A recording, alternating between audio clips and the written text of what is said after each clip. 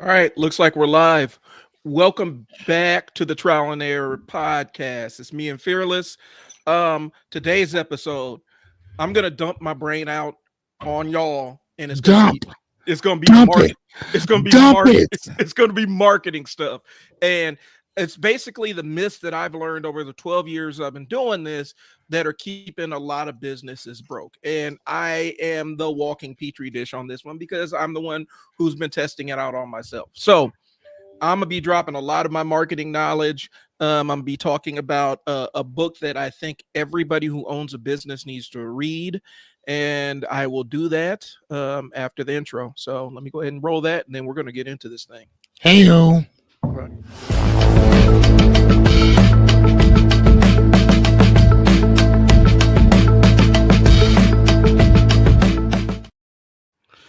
All right, what's good, everybody? Before we get too far into this, we're gonna ask you if you're seeing this on YouTube or seeing it on our Facebook pages or LinkedIn or wherever you're viewing this, go ahead and give us a like.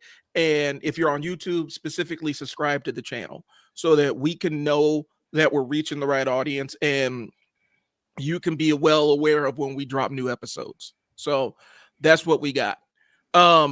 Fearless, do you have anything to start out with before I jump into my bag? No, but man, I've been waiting for this. I was talking to Jessica too, and she's been waiting for this as well. So like, no, we're both ready to go. Like, just start. Let's go. Go. Okay, so first things first. When we discuss marketing, a lot of times we hear people talk about things that are straight up promotion, things that are advertising, other aspects of it. So let me break this down and so we can have a common definition. And I'll try to simplify it. So marketing is the toolbox. Advertising is the hammer. Promotion is the screwdriver. Copywriting, which is what I do, which is writing words that sell, hence my business, I Sell Words. That is writing the words that sell. So that's putting together web pages, posting stuff on social media, writing handbooks, guides, ads, whatever you call it. It's words that actually sell your product. Okay. So a lot of times when we talk about marketing, a lot of people are selling you promotion. They're selling you advertising, which are tools of a marketer. They're tactics of a marketer, but they're not marketer. That's not the totality of marketing. All right. Marketing it's the art of finding a market. It's finding out who you are going to sell your product to. When you try to apply advertising and promotion without having a marketing idea in mind, what you're doing is you're just blasting this thing out to everybody. Okay. And so let's say you own a Chinese or Italian restaurant, right? And you decide I'm gonna put a flyer here in front of a bunch of people that don't like Chinese or Italian food. You are promoting, you're advertising your restaurant, but those people aren't going to be the people that are going to come to your restaurant. You're just putting a message in front of them, letting them know that you're there. That's the awareness level. And awareness is important, but a lot of times we stop at awareness and don't really try to laser target that market into the segment of people that are actually going to buy the product. So is that kind of like when I talk about being productive versus being busy? Like that promotion right there would be extremely busy, but it's not productive. Hey, I can't hear you now. It says you're mute.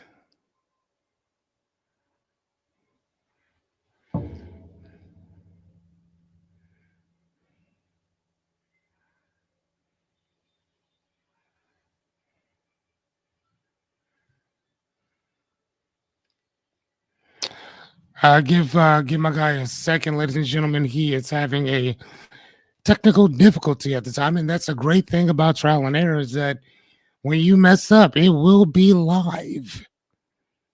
So how you guys doing? I hope that your days are going great. You guys want to shout us out? That'd be pretty awesome while my guy gets everything started. So I keep looking at the screen, which is over here, but my camera's right here. I'm still trying to get used to that. I don't know about you guys. Are you guys doing the same thing? I don't know. Anyway, so how you guys' day going? What? Great. Is that what you said? Wonderful. Mine is too. I went grocery shopping today. Spent $300. 300. So I'm gonna tell you what I'm gonna do after this podcast is over. I am going to go put some black stuff all over my face. I'm gonna go grab a hood. I'm gonna turn my hoodie around. I'm gonna put two cutouts on my eyes on it. I'm gonna pop it up. I'm gonna go outside and I'm gonna go get my money back. Because I mean, unfortunately, this seems to be the season for jacking and robbing, especially at Walmart. So, just saying, like, that's crazy. And I got, and the crazy thing is there was this guy named are you there? Are you back? I still can't hear you, my guy. There's this guy. Why would you want to go to Rent-A-Center for that? Okay, whatever. There was this guy by the name of Jim Rohn. He was a speaker, passed on some years back, but he said that the winds of nature blow on us all, the rich and the rich and the poor. It blows on everybody. And basically what he meant by that was that whether you're rich, whether you got money, whether you don't, gas is still going to be the same price for you as it is for the broke guy. Food is still going to be just as much as it is for you for other people. Now, you might shop at a Whole Foods, or you might shop at a Walmart, you might shop at Costco or Sam's or some type of other places. A friend of mine, she gets a lot of her meat, and another friend of mine she gets eggs from a certain person who just so happens to be a farmer or whatever, and she gets it for dirt. I heard something there, Brian. Check. Yes, I hear you. Okay. Hold on now. So she gets her stuff for very dirt cheap, but for the rest of us, we're still gonna have to pay those prices. So until things either get better or we make more money, that's where it is. All right, Brian, take it over, my guy. So I think something weird with my computer crashed, and I got to pull out this motherboard when we get done. So where was I? Essentially, I was talking about the difference between advertising and marketing and blasting out messages to random people. Did you catch that piece of it? Where I did. Okay, and so a lot of times people will sell you ideas about sell you tactics or marketing tactics without actually deploying the marketing, which marketing actually requires research. It requires you do some homework and some thinking. And also it requires you to be a little bit more introspective about who your service is for and who your service is not for. Oftentimes, a lot of business owners don't put that level of thought about who they don't necessarily serve. And because it's a fear thing, like you don't want to turn down money, right? Like you don't want to chase money out the door. And we don't spend a lot of time thinking about who isn't our service appropriate for. Mm-hmm. And we need to invest some time in that because that allows us to hone and craft the marketing message. Because here's the thing. So if you brute force your way in and get somebody who normally wouldn't be aligned with your services to buy your services, are they going to be pleased with your services? Is there anything that you can do in your normal delivery of services to make them happy if they feel like they've been brute forced into buying or purchasing something that they do not want or do not need? That's the danger that you run into when you don't laser target your marketing and you don't actually sit down and think, who isn't this service appropriate for? Mm-hmm. When we talk about high ticket items, a lot of times, people are like, well, I want everybody to buy it. Well, the problem with that piece is if you're a high ticket item, not everybody can afford your service. And so if you're focusing on people who are price sensitive with an item that has a high price point, the burden of expectations on that thing to change their life is going to be super, super high. And it may be unreasonable for what you're able to deliver. So these are just considerations that people actually have to sit down and think about how their marketing looks. So I'm saying all that to say this before, so we can get into this thing. You've been lied to about your marketing and it's costing you money. The common frustrations I see from business owners is I post all the time, but nobody buys. Mhm. And I know that's a concern. I see a lot of businesses with their social media accounts. You can kind of see where it transitions from I'm super motivated, I have a lot of energy for this thing, and I'm a post frequently about this. And as people aren't getting that feedback from their posts, and they start seeing the numbers, kind of stay the same, people give up their momentum on that piece of it. Mhm. And you end up throwing the baby out with the bathwater. You start saying, well, social media doesn't work. Well, the reality is right now we're in a weird era because we're kind of in between the idea of search marketing and interest marketing. Okay. Mhm. So if you want to know the difference between that, search marketing is what you do on Google or Amazon or YouTube, where you are searching for a very specific thing and you're looking for a specific answer. And most ads that you buy on Google are targeted towards that search. So if you're writing a Google ad, you want to type in search terms that people are going to be looking for in relation to your product. So if you rebuild transmissions, right? You're going to look for people that are asking questions about transmission in cars. What kind of transmission do I need for this?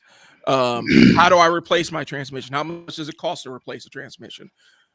These are terms that you're going to put as you build your Google ad so that people can search for them. What we're seeing is TikTok changed the game, because TikTok doesn't go based on what you search on. It goes based on what your interests are. So it builds a profile based on the videos that you consume and says, you know what? This person already likes this, so there's a good chance they're going to like this and like this and like this and like this. And that's how they keep you on platform, keep you scrolling, see more ads, sell more collect more ad revenue, the whole nine. And so a lot of marketing now is pivoting more towards aligned interests as opposed to specific search terms. Now, how So, does it so go ahead? isn't that what Netflix used to? Well, I mean, they still do, and now majority of these streaming platforms do the same thing. Before they really let you on their platform, they ask you, "What are your interests? Right. What are you interested in?" So then they can pinpoint and give you exactly that.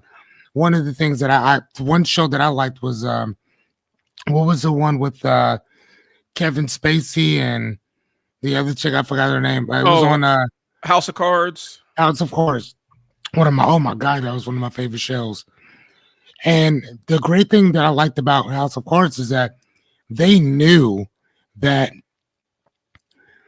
by having that show was already a success before they even went to production. Right. I mean, excuse me, because they had an algorithm that they knew that people love Kevin Spacey's movies. He's funny, witty, consistently condescending, but an amazing actor.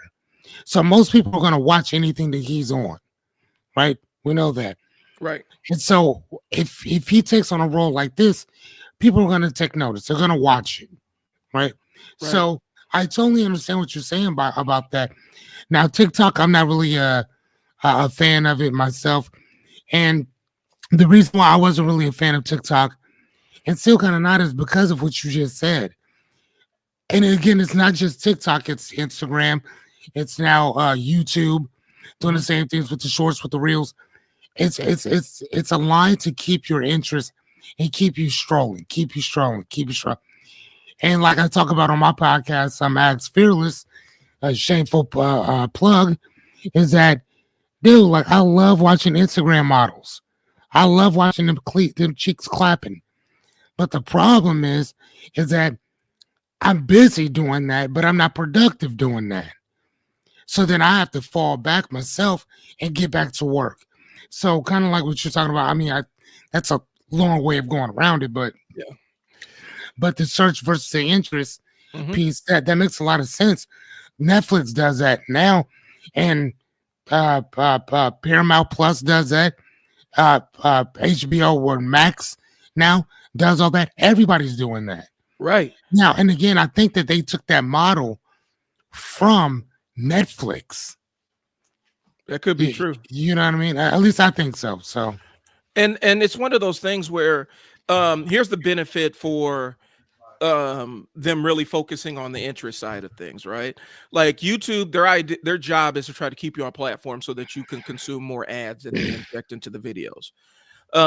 If they show you a video that you don't like and you instantly leave the platform, then they lose out on that money because they can't show those ads to you. And so these platforms are incentivized to keep you engaged with content that you like. And that's a benefit for business owners and savvy marketers because it changes the game in terms of what you can actually post.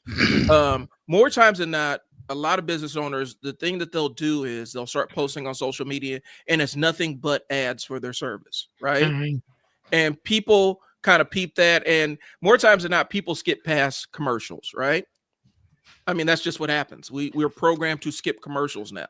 I watch commercials because I'm a marketing nerd and I like to kind of see what things are at play. But more times than not, people are programmed to skip past commercials. So the thing that the thing that changed the game is now you can get on and talk about what you do at your business, and people will tune in.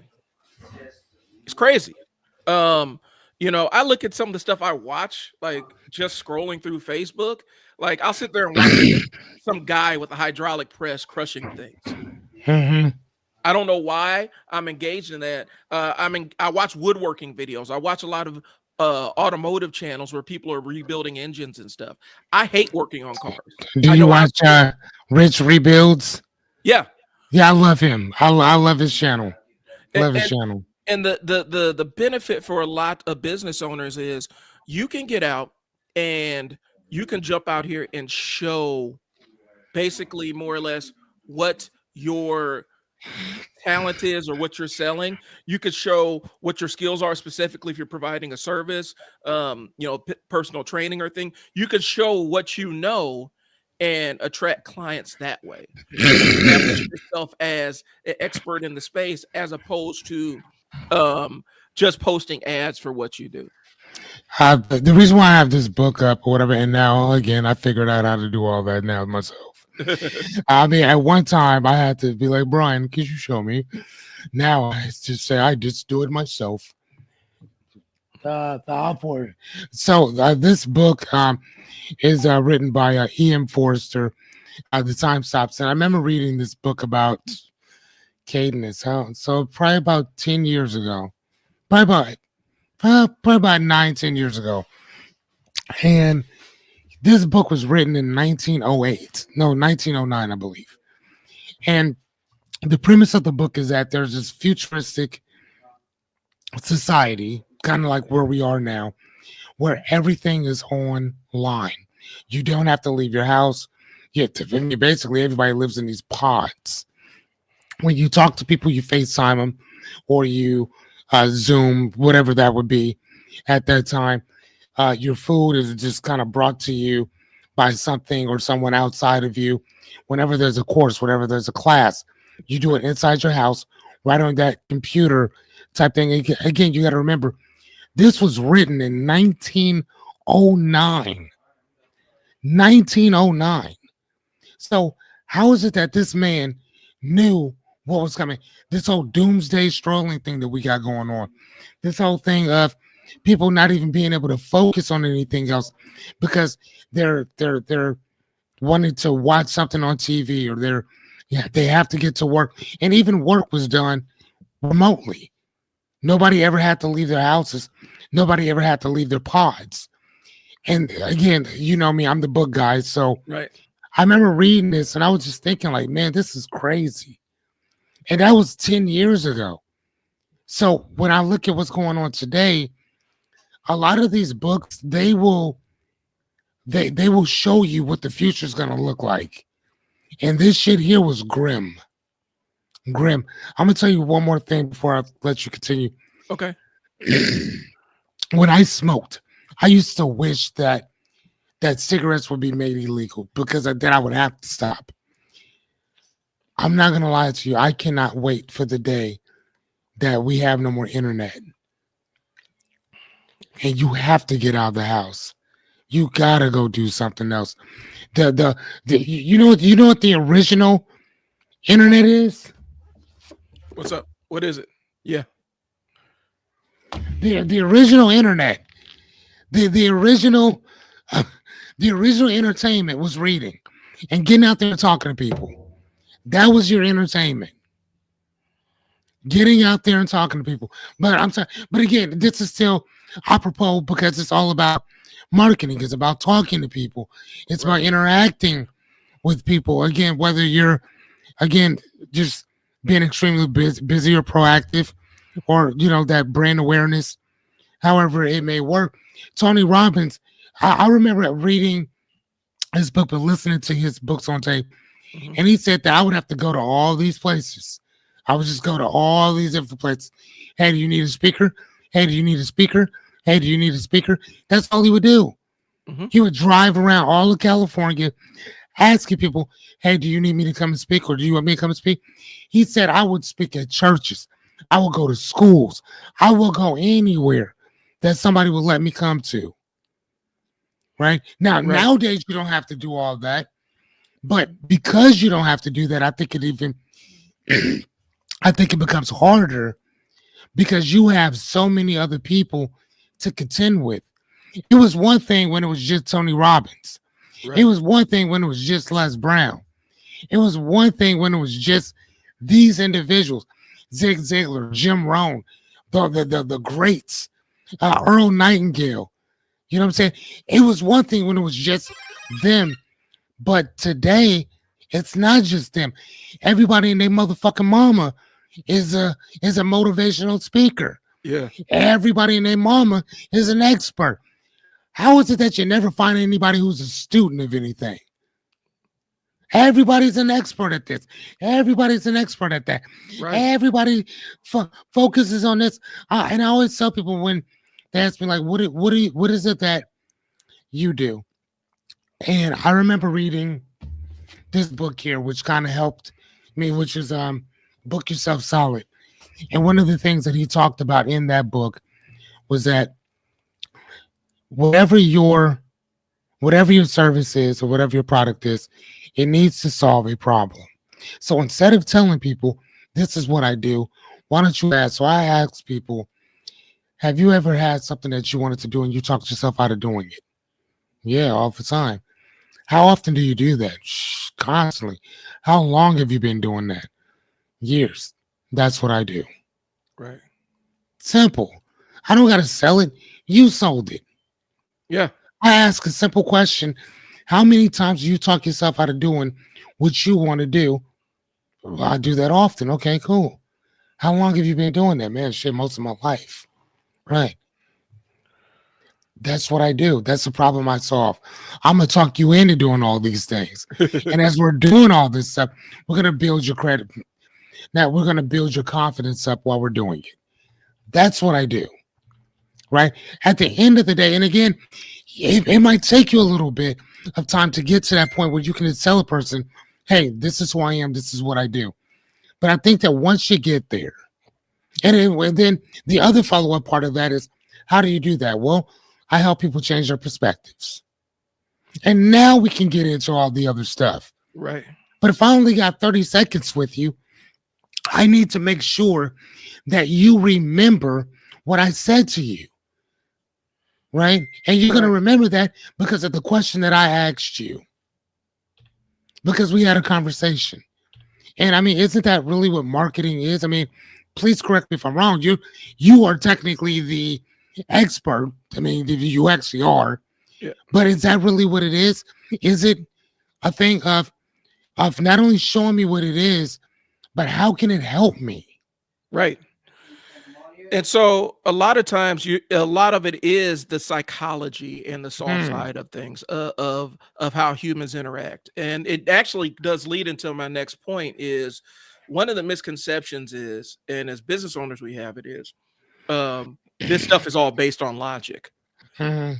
Like 1 + 1 = 2 kind of stuff. And we Yeah. say if somebody has a problem and we provide a solution at an economical price, they're going to automatically be our customers.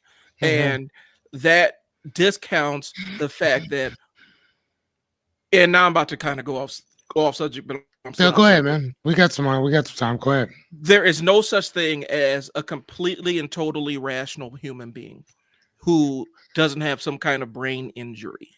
Like, you can't be completely logical and governed completely by a logic 100% of the time. And our decisions, the things that we like, we rationalize. We're good at rationalizing ourselves to ourselves, right? But we're good at saying, "Hey, I like this thing because of X, Y, and Z." Like, let me grab this real quick.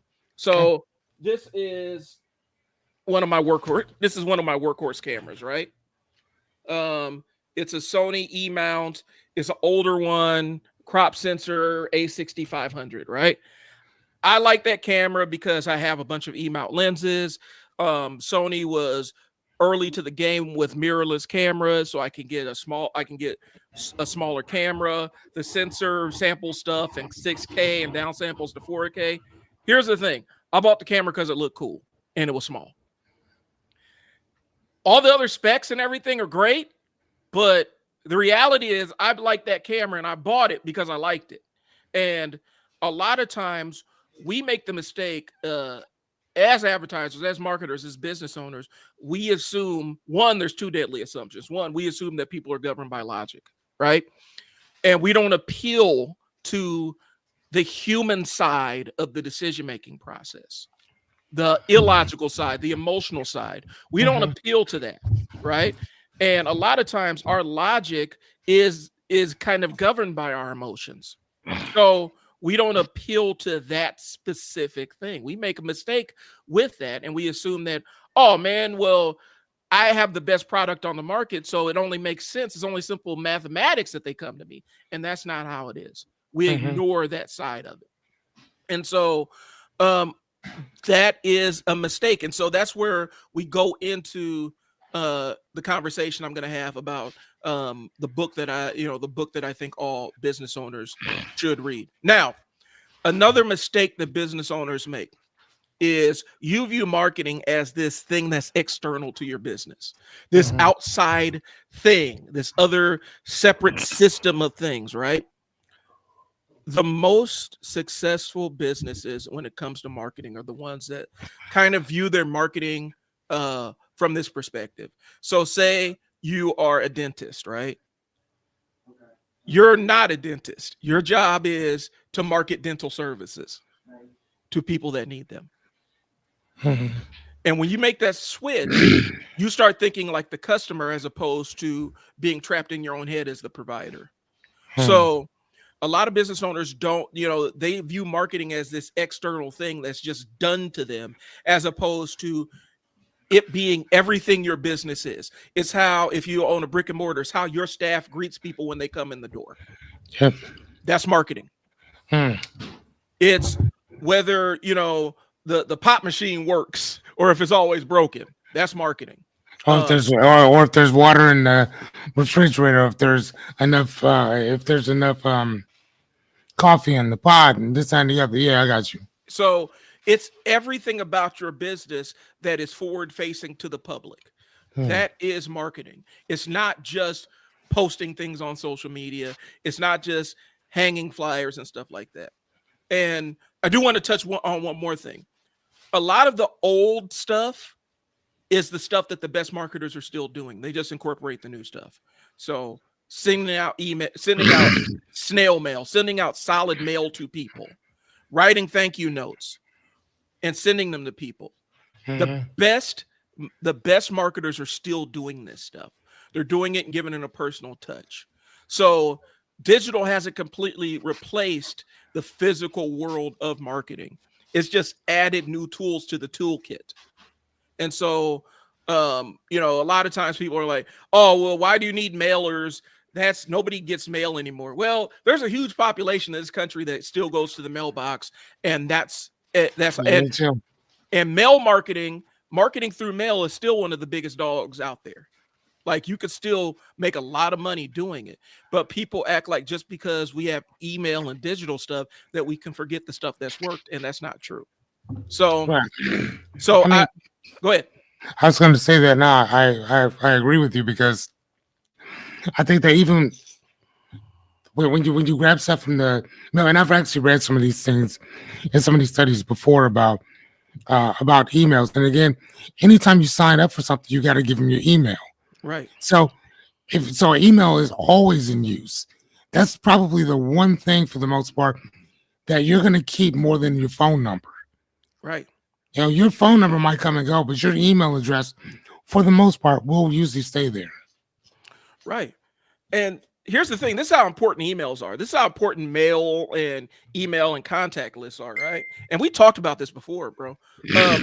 The reason why Facebook bought Instagram, it wasn't because, I mean, it was a great service. It was a new service. It was on fire and everything, but they don't necessarily, that wasn't more valuable than the reason why they bought it. The reason why they bought it is, Well, real quick, $2 billion. $2 billion. $2 billion. $2 billion. That's what they bought it for, y'all. $2 billion. Just saying. $2 billion. Go ahead, go. They spent $2 billion on Instagram for the email addresses.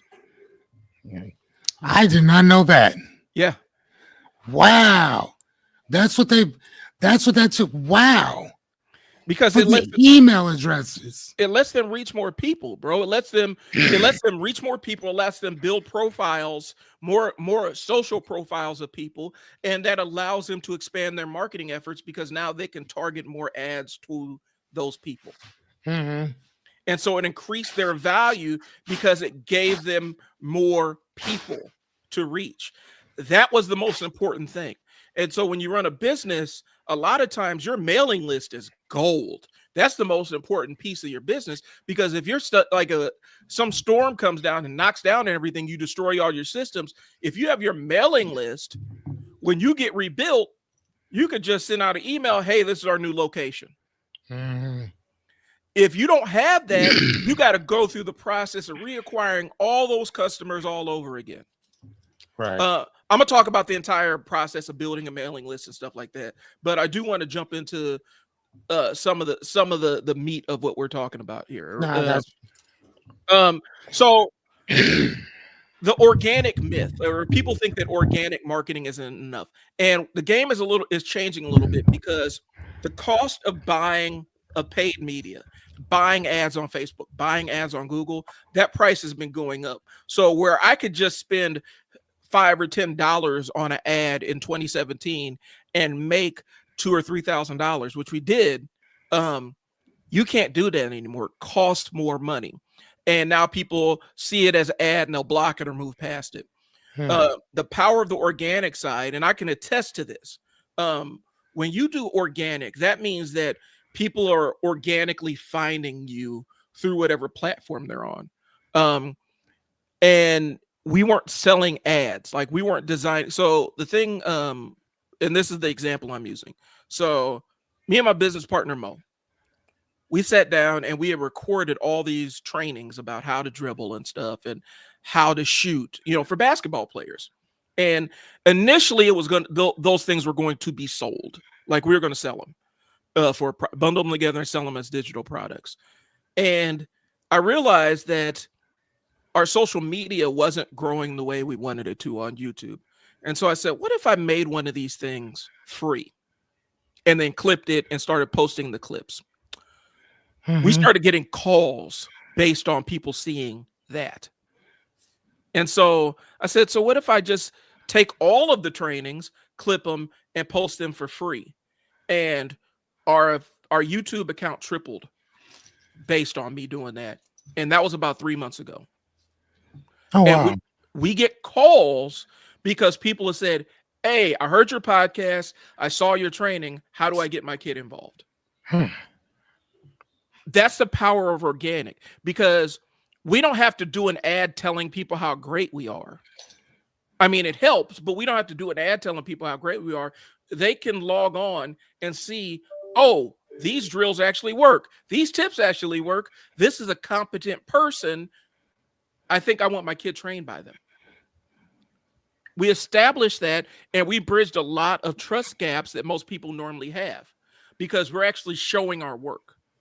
And that's the power of organic. So I don't necessarily agree that organic reach isn't enough, but I think it's more important than ever because what I do is I find the things that people are responding to, posts that I post organically. And for those that don't know what I'm talking about, when I say organic, that means a post on Facebook.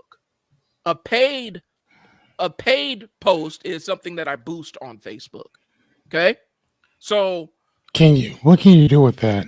So finish your thought though, but yeah. So what I normally do, and I might answer your question in this. So what I normally do is I'll post something organically, and if people will start responding to it and sharing it, I instantly say, this is something I need to put some money behind. Because people are already interested in it. It's gotten this far without me putting any money into it, without me boosting it, without me making it into an ad.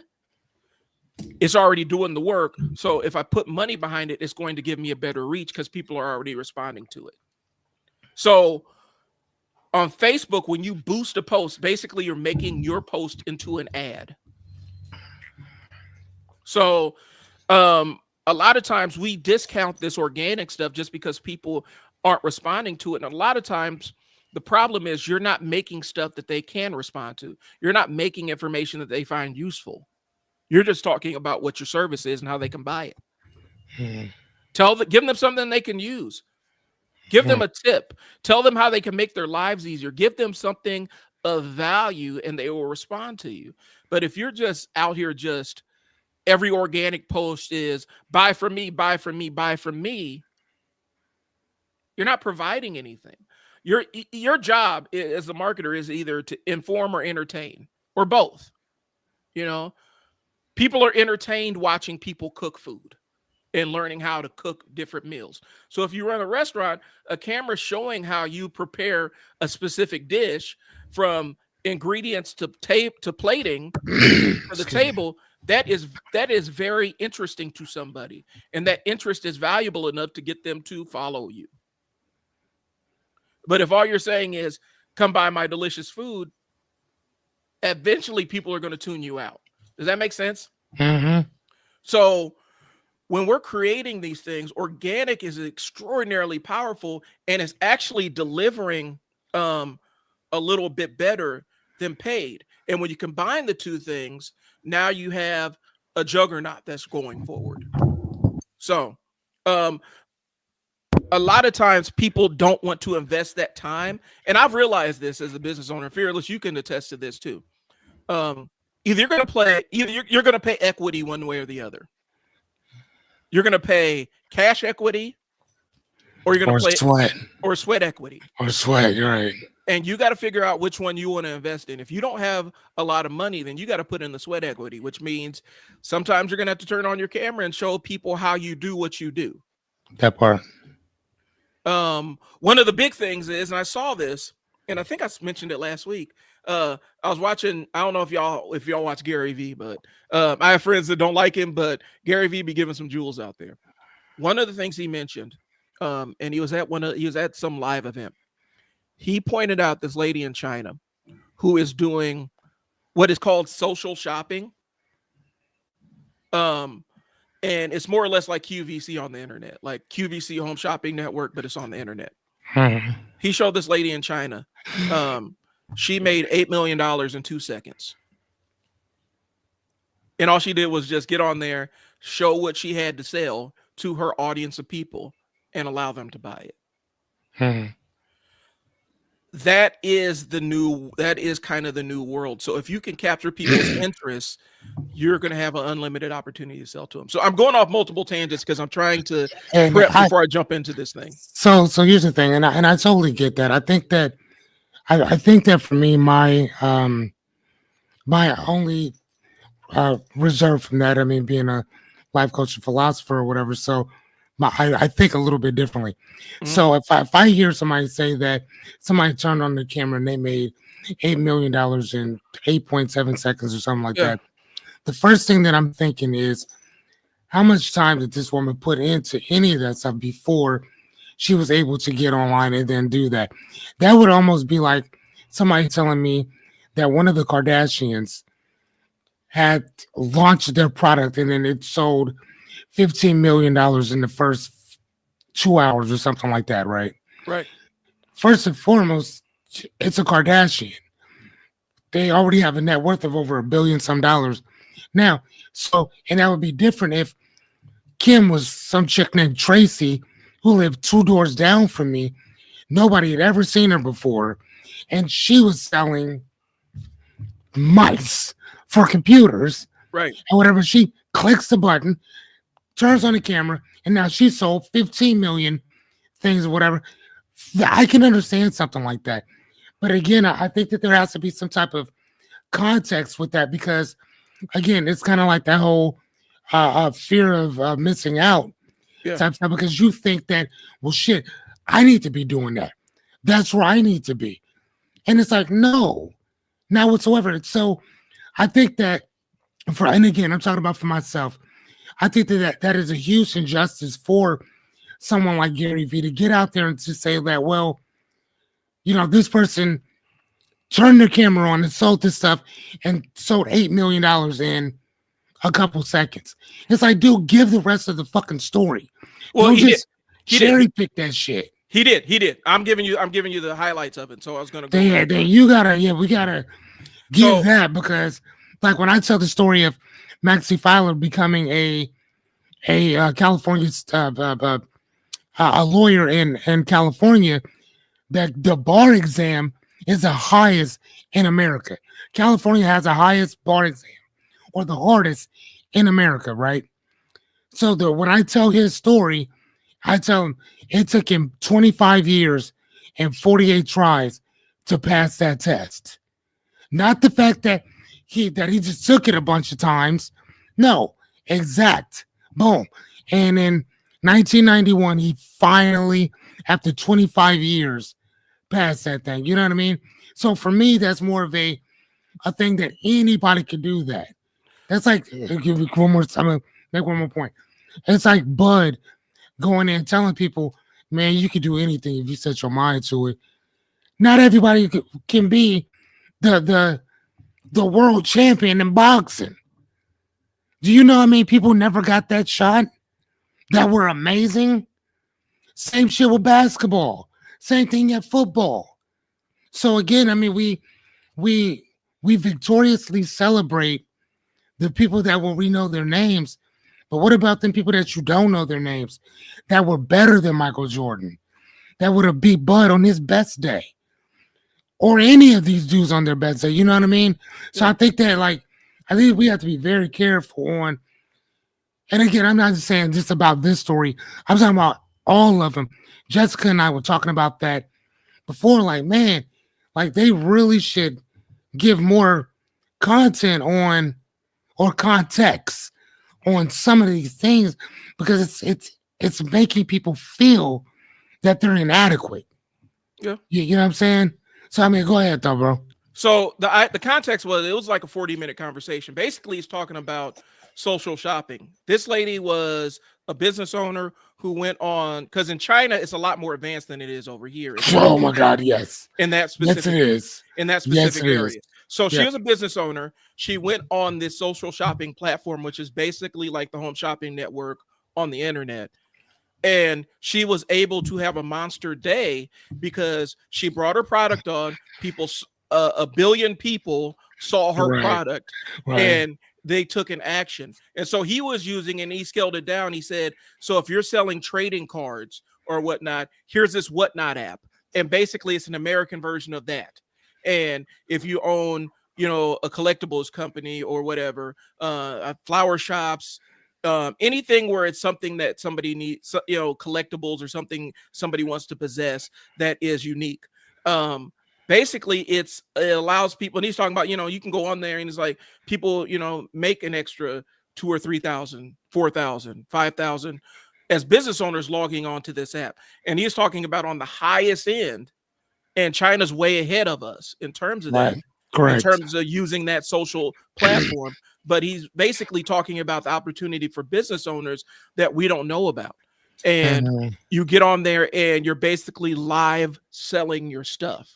And so you're basically saying, hey, this pair of scissors right here is amazing. It cuts through paper. It does X, Y, and Z. It's unique in this way. It's made to customly fit your fingers and stuff. And this is where you can buy it from me. And then they go on there and buy it. And so that's what he was talking about. It's more like talking about the opportunity that exists for business owners to take up on. And it's more or less talking about the power of that organic reach as opposed to having to pay millions of dollars for an ad. Right. And I mean, you also got to remember too, China, again, you already alluded to it though, they're extremely advanced. And I was just thinking about this when I was about 18, 19 years old. I was watching, I think it was on MTV, and they were talking about the devices that China had. They were doing video chatting 30 some years ago. Yeah. That they were already doing that. So when we talk about FaceTime, Zoom, what's the other one? What's Skype. WhatsApp, Skype, yep. all that stuff. They had already been doing that. That's something that they had been doing for a year. I mean, so it's 19. So yeah, so over, about what, so 26 years now that they'd already been doing that. So, and even like we're at what, 5G now? Right. I think they're at like 12. I'm not sure where they are. I know that it's double what we are today. Hey, you want to check that out? Yeah, I'm checking. Because I don't want to say something that's not accurate. Shoot, I'm trying to figure out how to type that in there. Well, and I think they got better infrastructure because also a lot of the 5G this, 5G that, 5G networks, it's a generation of cellular network technology. And at some point you reach the upper threshold of what can actually be accommodated by the internet technology that's available. And so a lot of times, and I guess this can go into marketing. A lot of times when you're dealing with these local internet providers, they will sell you internet speeds that you don't need. We're getting into theoretical speeds, and you don't necessarily need that to do what you need to do, but they tell you need to do it. And so you're like, shoot, I need to upgrade to get my gig. And you don't really need that to do a lot of the stuff online. When you go out and buy an 8K television, you're not going to watch stuff in 8K. There's very few things that are shot in that resolution that they can broadcast over the TV. You may be able to buy media to play on that TV. You may be able to stream a couple of things that will show in that resolution. But the reality is most TV networks aren't even doing 4K. Like that's a big bite for them, because in order to broadcast something in 4K, you need storage, and that requires a lot of storage. And you're talking about billions and billions and billions of dollars of storage to hold an entire library full of television shows and movies that are in 4K. So a lot of times this stuff is branding stuff, but I do believe that they're ahead of us. I think they're at 6G. That's going to be the next standard that's coming up. But the reality is, as a consumer on your end, we don't necessarily need that to do what we need to do. No, I mean, not right now. Yeah. And one of the other things that I wrote down too when you were talking about that was that, with China, you also have to remember that they have more companies than we do here. The reason why the prices are so high here in the States is because there's not many companies that do what they do. So phone companies, we only have like 4 or 5. Internet providers, we only have like 2 or 3 for the most part. But in China, they have more companies, which means more competition, which means that the consumer saves more money, which in turn means that the companies are made and they have to step their game up. Right. So if you can't step your game up, you're going to lose out on everything else. And that customer loyalty and all that stuff doesn't really work like that there. They can care less because they'll just go to another phone carrier.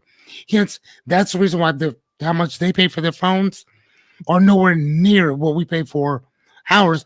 Again, like I said, because competition in other companies is what's going to raise the standard for how much you're paying or how much you're saving. Right. So if there's not that much competition, you're going to be paying quite a bit. Once more competition comes in, they start lowering the price because they have to. Right. They can't survive if they don't. And that's the concept. Like that's why you were talking about it. Locally we only have a few internet providers, and Yep. that's a forced monopoly. And that's on purpose, y'all. That's not by accident. That's on purpose. Right. They are trying to they are trying to actually limit your options so that you can't jump from Cox to Comcast to whatever else. They have informal agreements that this is our territory and you stay out of this territory. That's why it took so long for Google to we were one of their first target cities, but they couldn't get in because Cox went out and sued them. Yeah, Cox, CenturyLink, who else? Comcast. I mean, Comcast was around too, but who? I mean, if you think about who is Cox's competitor, CenturyLink. Right. Now, I'm not gonna lie to you. I wouldn't be surprised if Cox didn't actually own them. Yeah, I'm just saying. That's the hustle. I wouldn't be surprised. Hell yeah, but that is still what is that? That's a monopoly. Yeah, and it's illegal. And it's illegal. It's 100% illegal, but and nobody gives a shit. Think about Disney. Mhm. Disney owns everything. Yeah. Everything. Disney owns shit that most people don't even know that they own. And their motto is, "Who's gonna check me?" To say what? Who's I'm gonna telling check you, that little mouse will get all up in your ass if you wanted to. You better stop playing out here. So one of the things is, and I had to go back and dig in my notes because this is a piece that I do need to bring to y'all because I mentioned it, and I'm about to jump into my other stuff. So All right, go ahead, man. So basically, and this is kind of a concept I came up with on my own, just through my own kind of studies and stuff, and I put together a couple of things. There's this concept I've put together. It's called the marketing triangle. Okay, and each side of the triangle represents a part of the marketing for your business. So there's the awareness side, which is social media, organic posts, advertising, letting people know that you exist. Okay, and so those are going to be the things that let people know, hey, we're an entity that exists. Okay. The engagement side is the more marketing side.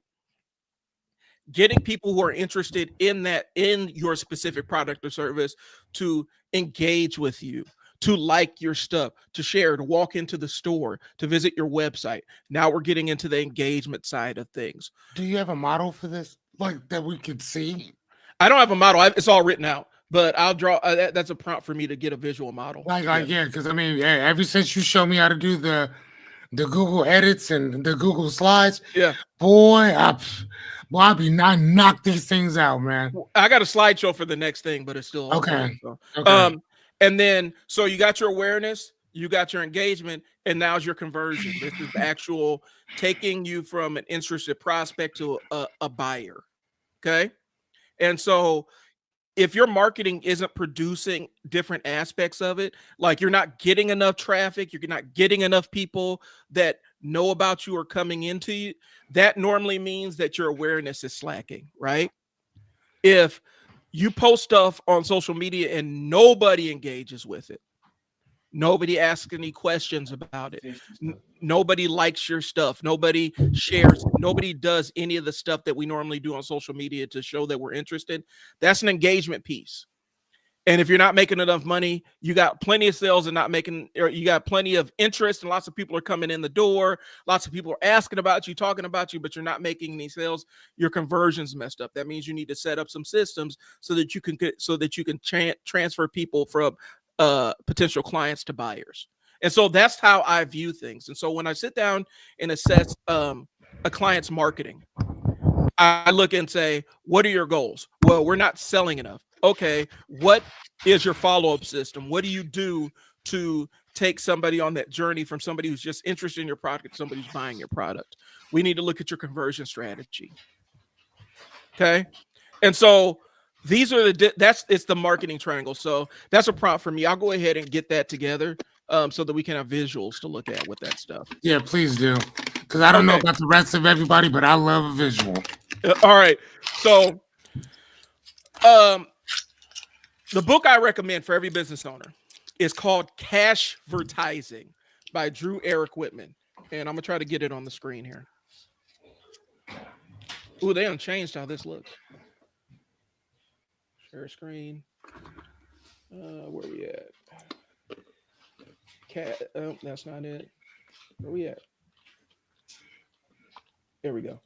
So this is the author, Drew Eric Whitman, and he is kind of a marketing guru. He does a lot of direct marketing, direct marketing is, and I'll simplify it. Direct response marketing is getting interested prospects to raise their hand and then you market to them. That's when you think George Foreman grill. That's what it does. Okay.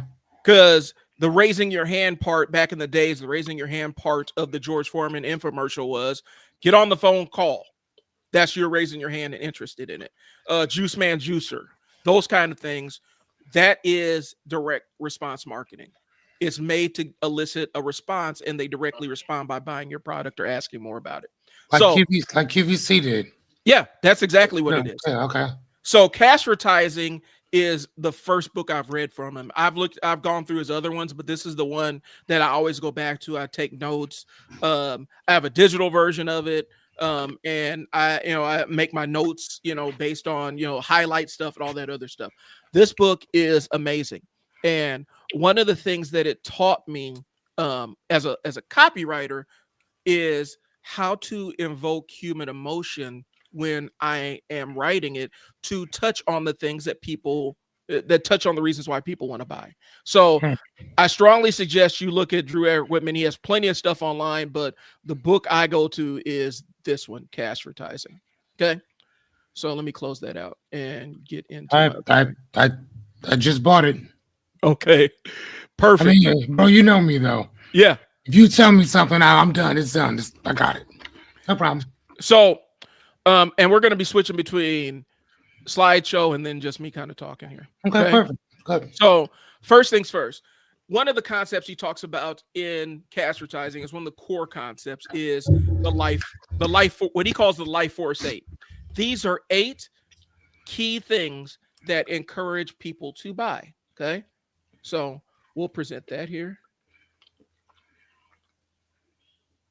Share screen. They put too many steps in this thing. All right. And y'all don't necessarily. So, Life Force 8 for better sales, and is by Drew Eric Whitman. Okay.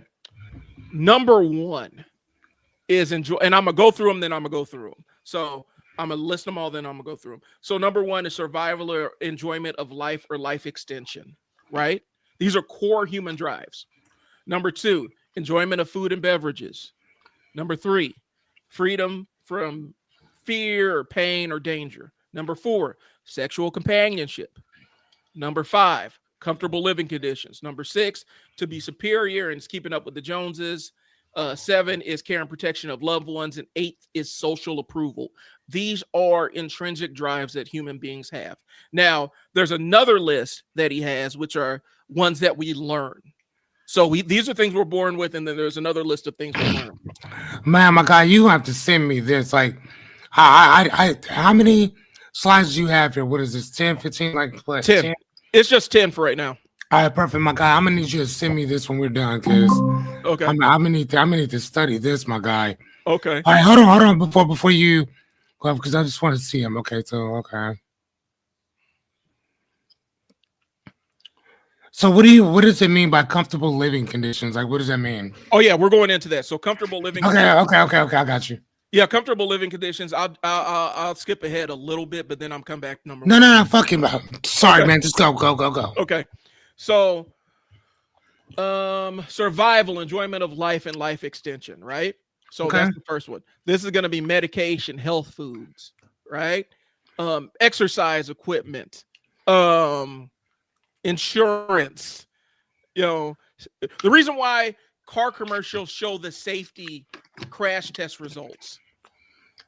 These are going to be things that extend your life. They're going to be medications that extend your life and improve the quality of your life. Okay. And so people are driven by this. Okay. And so it's health, fitness, safety. This is what sells. And so when you see those commercials, they talk about, this thing, this specific medication. Ask your doctor about, which I have a problem with, but I'll get into it. Ask your doctor about this heart medication. It may reduce your chance of encountering another heart attack or stroke. It's touching on the drive that we want to survive. We want to extend our lives as long as possible. Now, there's some crossover here because I also think that it goes into anti-aging creams and all of this other stuff, because we don't just want to survive. We want to look good while we survive. So we're looking at those different things. So that's number one. Okay. Right. And as we go on, if you guys have examples that you want to toss into the chat, go ahead and we'll talk about them. Or if you have questions, throw them in the chat. Okay. This book right here, The Culture Code. I've read this thing is so good. You know me, Brian. I don't read books often. Yeah. I gave this book a 4.5 out of 5. I've read this book twice. That's how good it is. And one of the things that it talks about, you can go a little bit, but one of the things that it talks about is aging, and the way and the culture code that we have for aging is I'll find it in a second or whatever, but go ahead and keep going. But what we find in aging is it's pretty sad, actually, because we associate living longer with looking younger. Right. It doesn't work that way. Right? If you're older, then you're older. And I mean, yeah, you get too old and you start looking like Yoda and shit. But our thing is that we think that we're gonna live forever. That doesn't work that way. Right. You're here to go. Like you're not here to stay. Right. But go ahead. I'm sorry, man. So the second one is going to be enjoyment of food and beverages. This is pretty self-explanatory, but there's also a couple that you wouldn't think of. Okay. So this is fast food restaurants. This is premium dining experiences, luxury restaurants, but it also kind of goes into like, what was that thing, Fixodent, where it allows false teeth to stay in your mouth and you can enjoy your foods better, right? You know what's really good about Fixodent is that when you get grills, they tell you to use Fixodent for that because the grills stay in your mouth longer. Right. I got canines on top and bottom. You use some poly grip? Yep. Fixodent, keep them in there. Leave them in a couple minutes. It takes forever to pull them things out. So they work well. Right. And so when you look at like food commercials or even Sensodyne toothpaste, you know, it shows somebody eating ice cream. I got to use that. Right. So do I. And so the visuals associated with that is showing people enjoying food or beverages. You know, the beer commercial shows a nice frosty glass of beer. The food commercial shows this idyllic version of whatever food they're presenting. And the reality is that may not even be real, but they want to show you the best looking version of it to say, hey, this food is amazing. Why don't you come try it? And that one is pretty self-explanatory. The next one is freedom from fear, pain, and danger. Now, this covers a lot of different things. We're talking about security systems. We're talking about self-defense, guns, gun vaults, but we also go into political ads. People don't think about that. Right. And it's fear-based marketing, and it works. It's very, very, very effective. Think about it like this. Who's that dude, the accident guy on the commercials where he's like, I'm mayhem? Is it Allstate? Whatever. I think it's Allstate, yeah. Whatever insurance company it is. The thing is, you see in that ad, what's he doing? He is causing like this Rube Goldberg kind of series of events. It looks like something out of Final Destination. Right, yeah. And it creates some massive accident that you weren't even anticipating. And the message is basically, we don't always foresee what accidents are about to happen, but if you buy our insurance, we can make sure you're protected against it. Boom. Very, very effective. It's super effective because you're talking about somebody's primal fear of loss to property or self. And so you're tapping into that piece of it. Okay. Right.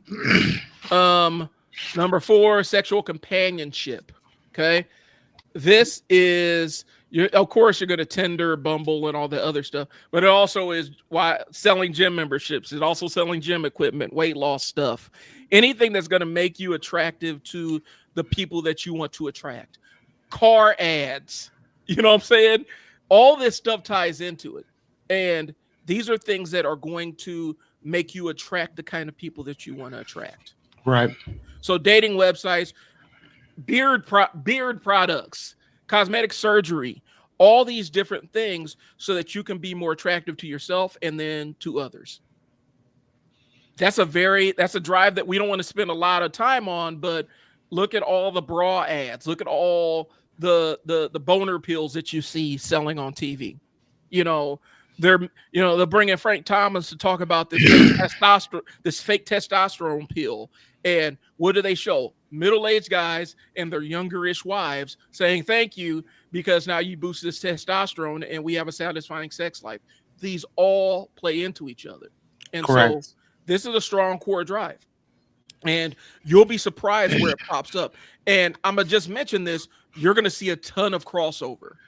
So Right. one may cover a bunch of different things.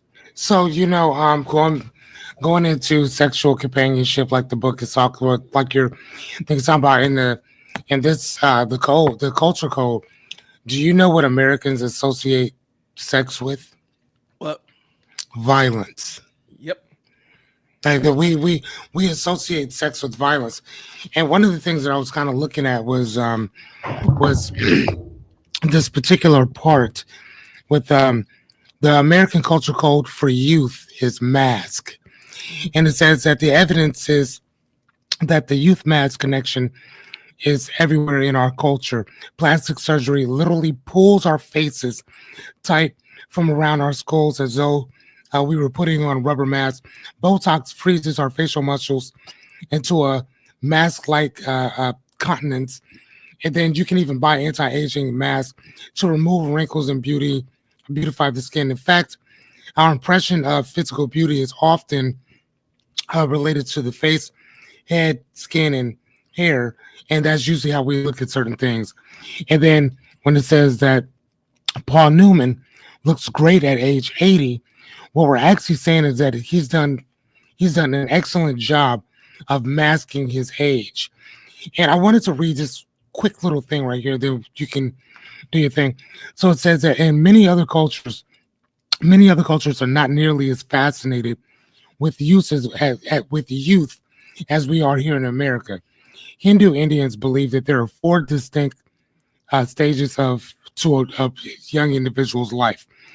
Youth is the first and least interesting, something to pass through quickly as you gain the tools necessary to live in the world.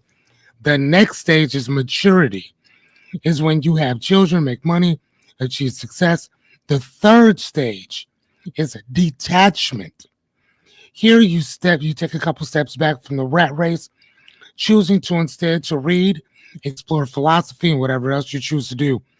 In the fourth stage of life, you become the equivalent of a hermit. One will often find elderly Indians roaming the streets covered in ashes, looking as though they have passed through the afterlife already. In the Hindu Indian culture, a person graduates from one stage to the next, with death being the ultimate graduation. Hindu Indians don't fear death, nor the notion of fighting off aging to them is ludicrous to them. Now, here's the last point that I really want people to understand. The English in the UK find youth boring. Young people are inexperienced and prone to mistakes.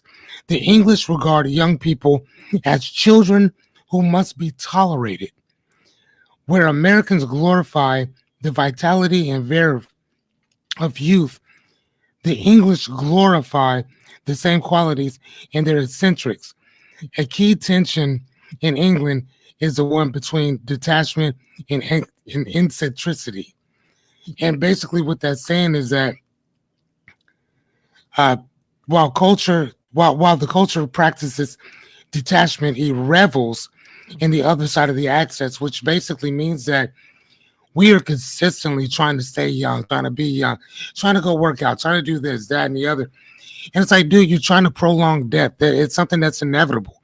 That's going to happen. And the way that we think about sex, again, going back to this thing here, websites, grooming products, cosmetic surgery, all the same stuff in here. Think about when you go to when a woman talks about a man or a man talks about a woman in our culture, we say, oh, where are you going? I'm going to the meat market. What's that usually term for? The bar, right? Somebody, I want to stick something tonight. Mm-hmm. You know what I'm saying? And something's going to get fucked. Yeah, I'm going to fuck something tonight. You know what I'm saying? Something's getting choked out. Whatever your that group noun or whatever. Yeah, actually, dude. But whatever your thing may actually be, or whatever, right? So I mean, and that happens, right? And so we really have to be very cautious about that. You know what I'm saying? And at least trying to understand why are we so geared towards that? You know what I mean? So I'll throw a book at you, and you've probably read it. The "You Are Not So Smart and Be Less Dumb" books. It's by Dave McRaney. And it's about cognitive science. And he talked about they're talking about male jewel beetles and their attraction to beer bottles. And if you go to where jewel beetles exist, you will find, if you go to a dump, you're going to find them all over beer bottles, humping the beer bottle, because in their mind that beer bottle looks like a giant version of a female jewel beetle. And it's one of those things where it overrides their normal perception of things, and they're all instantly overcome with the desire to mate with this. And so the way that they illuminated, the way they described it, and for those that are watching, this is still tied to the sexual companionship side of the Life Force 8 that we're discussing for marketing. But what basically it says is the way that manifests in human beings, and they talked about for men and for women, based on what the cultural norms are. Okay. And a lot of this is super based on what cultural norms are, what aspects are. In America, we go into the plastic surgery where we're talking about the Brazilian butt lifts and these women that are sculpted, and it's almost to the point where it's almost so it's not human proportions, but they're going for the Jessica Rabbit look. Does that make sense? And the reason why it is because that sends a signal to the brains of men, and it's like, oh my God, look at her. She has this super unrealistic, unnatural body shape that's not born of nature, but it triggers so many different aspects of our brain that instantly guys are attracted to it. And so it talks about how it crosses over into the animal kingdom. And it talks about, and these aren't generalizations. This is studies that they've done where they said for women, supernormal releasers involve security, ability to provide. And so that's why you'll see these young women with these super old guys, because this old rich guy has this ability to provide a lifestyle and provide safety for potential kids.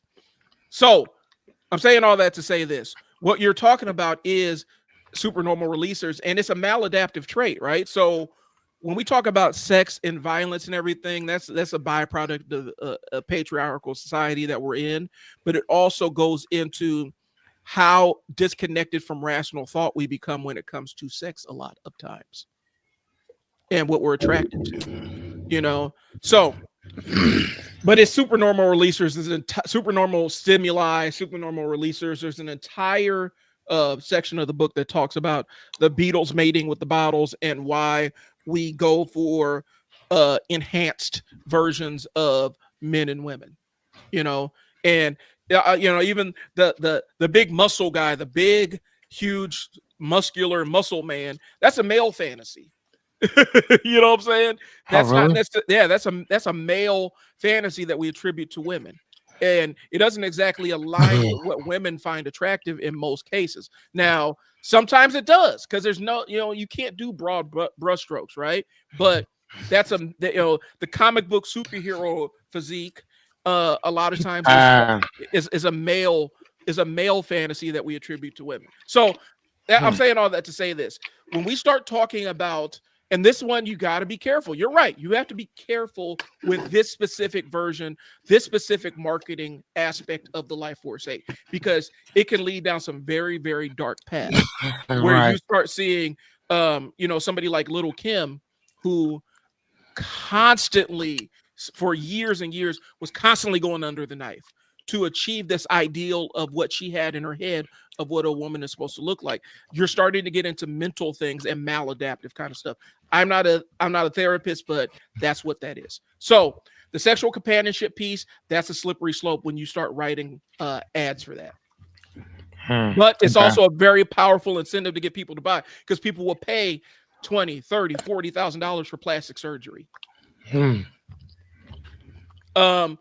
Comfortable living conditions. Now, we talked about this one a little bit.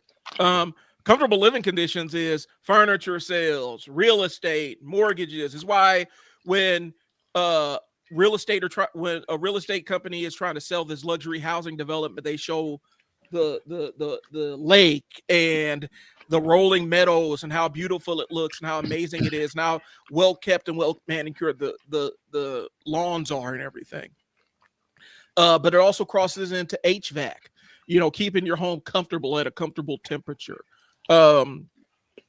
Making sure that you have an air purifier so that your air is purified. It ties into a lot of other stuff. Comfortable living conditions essentially sell everything about your house, but it also sells stuff about your car, because we spend a lot of times in our car. Right. And so we want our car to feel comfortable. We want our house to feel comfortable. So this is tied into luxury and luxury brands and convenience-based brands. Okay. So where else do you think we would see the comfortable living conditions pop up, Fearless? Man, I mean, we're on what, like 6, 7 now? Yeah, we're on. No, you've kind of touched on quite a few of them. So I don't. I mean, at least these are ones that I would be like, yeah, well, isn't that it? Yeah, but I'm sure you probably got some more. There's a couple more. So this is one that I tap into with our basketball training business. It's keeping up with the Joneses, to be superior, and to win. Okay. So this one is broad because this taps into that human ego. I'm going to be better than this person standing next to me. Okay. So wearable tech, for a long time, the iWatch or whatever, the iPhone watch, Apple Watch, that was a social signal to people, because it wasn't for the first couple of generations, it wasn't really that functional, but it was, I have one of these. Smartphones fall into that. Right. It wasn't even waterproof. Right. The first, I don't think until it got to the second generation, then it became like, and it's not even waterproof, it's just water resistant, which there is a difference. Right. But people were buying it as a signal to other people, like, hey, I can afford this, you can't. Fell in the same lines with the Rolex, why people buy different, why there are specific people, or people who have all kinds of different Rolexes, and that's what they collect, and they're able to brag on the different Rolexes. But cars, who buys? I mean, I'm sure that people buy Rolexes today or whatever. I'm sure that there are, but I wouldn't know the difference between any of them. Bro, I would go to Walmart to go get my watches. Right. Like, I didn't give a shit as long as it looked good and it worked.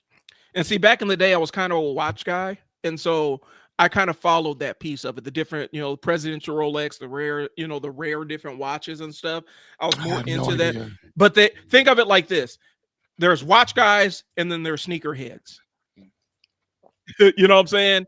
Where for sneakerheads, the rare Jordans are the things that get them motivated. For a watch guy, the rare Rolexes and Timexes and stuff like that are the things that get them motivated. Okay, well then that would be me, because I have a whole second closet, about 20. I got about 23, 24 pair of retro Jordans. I've only worn like one of them, and I got a whole closet full of them, like whole. So I was kind of feeling Ah, I was kind of feeling myself yesterday because I found my Bo Jacksons, and I haven't seen them in a long time. They're hidden under my bed, and I found them like, oh, I thought I was killing them in my Bo Jacksons, bro. right. But anyway, anything that's related to showing off or improving your status within a group of people, or showing that you're at least competing with them, ties into that. Apple has built an entire culture around that with the iPhone, about keeping up with the Joneses, where for a while kids were getting bullied if they don't have iPhones. You know what I'm saying? It's creating an entire insular culture of it. But diet products, cosmetic surgery, which also goes into the sexual companionship, all this stuff that makes you better, or selling the elite side of it. So when I'm talking about it for a sports program, do you want to, our motto is build a better athlete, build a better player. We want to build a player that's better than the person that's standing next to him. And so the selling point is getting parents to connect with the fact that I want my kid to be the best at whatever they endeavor to do on the court. So these guys we need to go to. These are the guys we need to go to. Right. But this one is also kind of an insidious one because it does follow into that hyper capitalism kind of thing where people end up buying a bunch of stuff that they can't afford. Instagram has created an entire group of people that constantly go on vacations that they cannot afford, just so they can take pictures and locations so they can show them on social media and say, hey, we were here, you weren't. Get on my level. And so that's what that keeping up with the Joneses one is. Let's go to the next one. Yeah, no, I'm gonna have to. You're gonna have to send that to me, dude. Because I like your presentation because it's so simplistic. Whereas mine, like I have to add the theatrics. I'm going in. You see my stuff. Your stuff. I like your stuff because, like, it's very simple. It's very right there. It's there is no, there's no all this other glitz and glamour. I mean, when I do my shit, I'm adding. As soon as I go to the page, I got it coming in with the animation, and I got people coming down out of the sky. I got glittering shit just coming all over the place.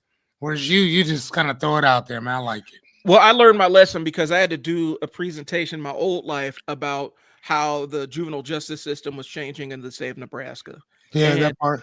I made an entire presentation that had graphics and animation and videos and all this other stuff. And when I got there, the internet connection was trash. And the computer system was trash. And so my slideshow was hindered by that. And I'm like, okay, I'm not doing that again. I'm going to make it as simple and utilitarian as possible. I like that. And so that's kind of where it is. So, okay. Care and protection of loved ones. So that's life insurance, but it also goes into baby products, safety features in vehicles, crash test results and all the other stuff. And pet food. Pet food is a big one. People spend all this money to buy pet food that has natural products, and it's not filled with fillers and stuff like that because they're trying to protect their pets, their pet parents.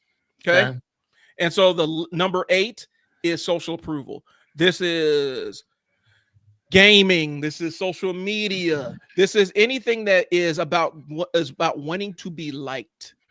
So fashion, but it also goes into luxury products. So there's a ton of crossover in these different areas. The idea behind advertising is when you are building the things that are talking about your products or services, you need to be checking these boxes as you go along. Figure out where your product or service aligns and point it in the direction, right in that direction. So the last piece of this is there's 9 secondary ones, and we're not going to spend a lot of time on these. Okay. But these are things that aren't core drives. These are drives that you learn throughout life. Okay. So number 1 is to be informed. Number 2 is curiosity. 3 is cleanliness of body and surroundings. 4 is efficiency. 5 is convenience. 6 is dependability and quality. 7 is expression of beauty and style, 8 is economics or profit, and 9 is bargains. So these are secondary traits that you put in and you weave in there. So if I'm selling some kind of fitness workout package, yeah, that might go into sexual companionship, and also might check bargains if I'm offering some kind of bargain or incentive for people to buy today. So that's what the Life Force 8 is. And so when I say business owners need to look at it, even if you don't write your own ads, it puts you in a mind frame where you really look and see what boxes your business is checking, and how you talk about your business, how you market it, what products you create for your business, and stuff like that. So Hey, go back to that one. Go back to it. Oh, you want slideshow again? All right. I mean, just support that you were just talking about. I mean, no, man, because that shit's. She said, "Don't shake your head at me." She said, "Don't you shake your head at me." Oh man, that's funny. So, I'm bringing it up. Yeah, please do.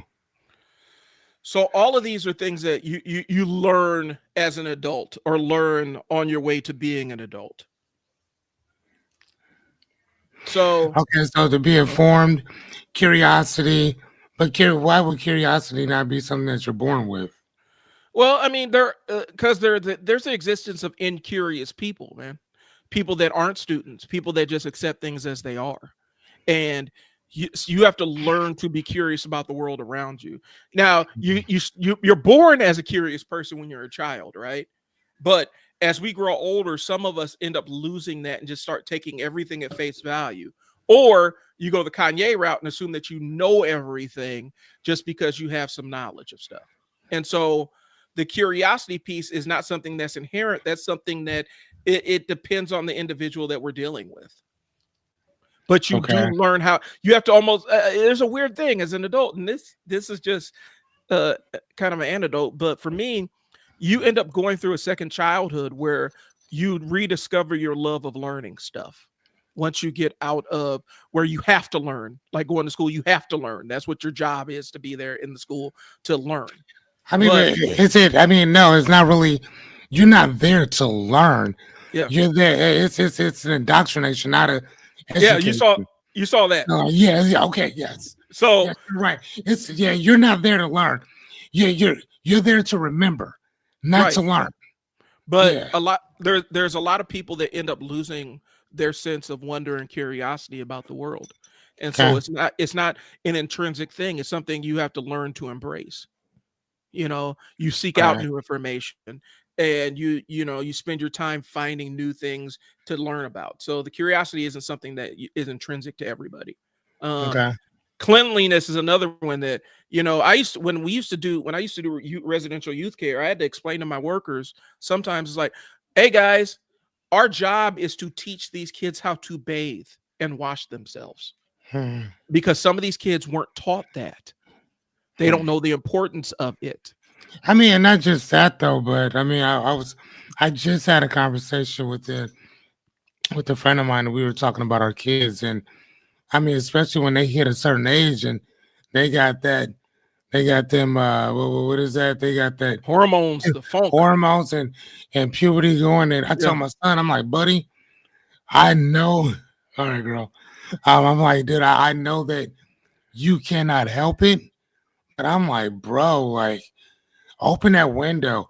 Go take an extra shower. Yeah. Another friend of mine told me about some stuff called Mando.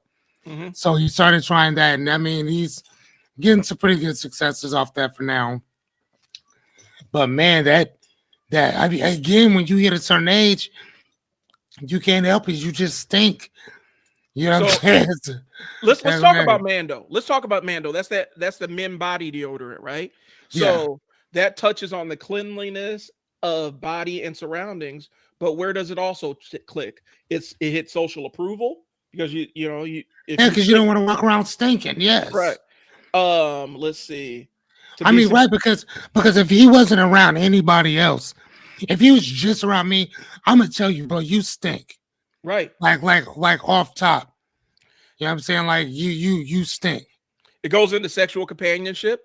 Yeah, that part for You sure. can't get a mate if you're funky. And so you see, are you seeing how this translates now, knowing these? For Because sure. now you can start picking off ads, and that's what I did. I did a live stream out this months ago. This is where you could start taking ads and dissecting them. This is why I watch commercials, man. Like I pull commercials apart to see what the messaging is underneath, right? Right. So efficiency. This one is interesting.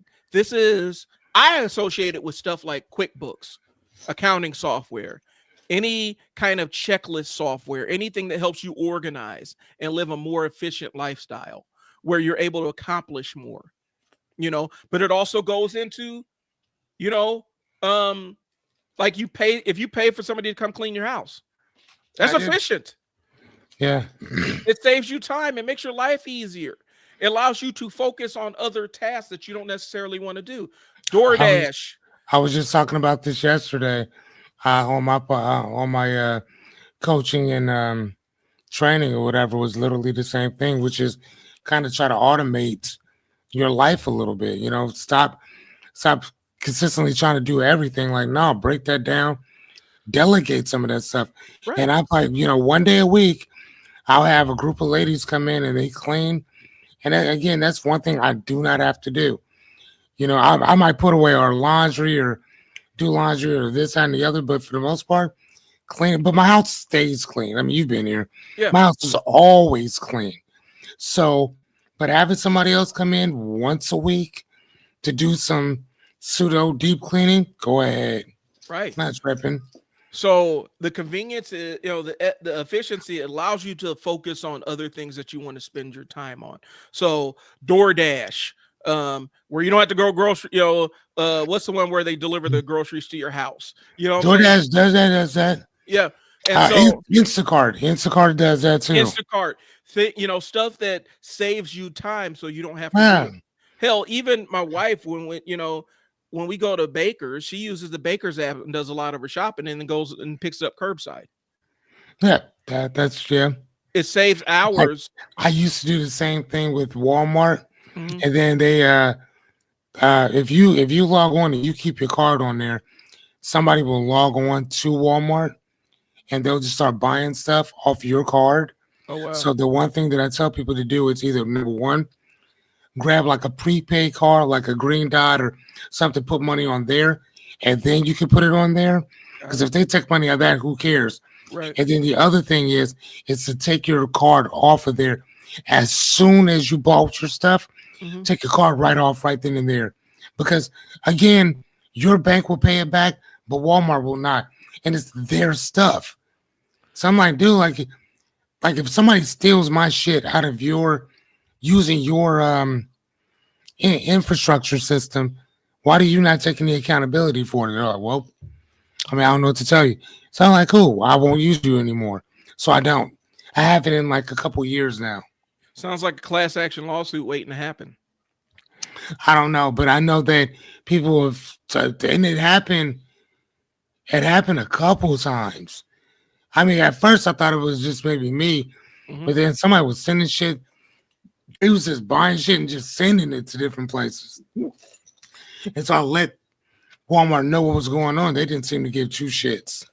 That's too bad. They end up ruining a good service by not. Oh yeah, for sure. By not putting in secure, because they have the money. Sure. They have the money to pay the cybersecurity people. But the problem, they don't want, bro.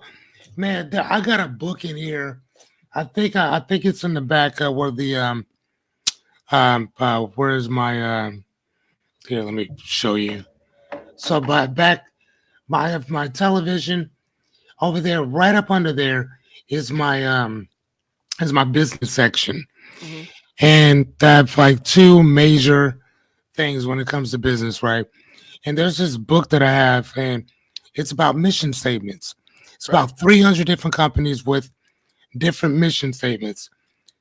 And so you remember ConAgra was here, right? Right. Most people, like when they were leaving, most people are like, man, why are you guys going? We'll do whatever we can to keep you guys here. If you read their mission statement, Matter of fact, I'm gonna grab it for me. Give me a second. All right, let me go. I'll keep going here. Okay. So convenience also ties into efficiency.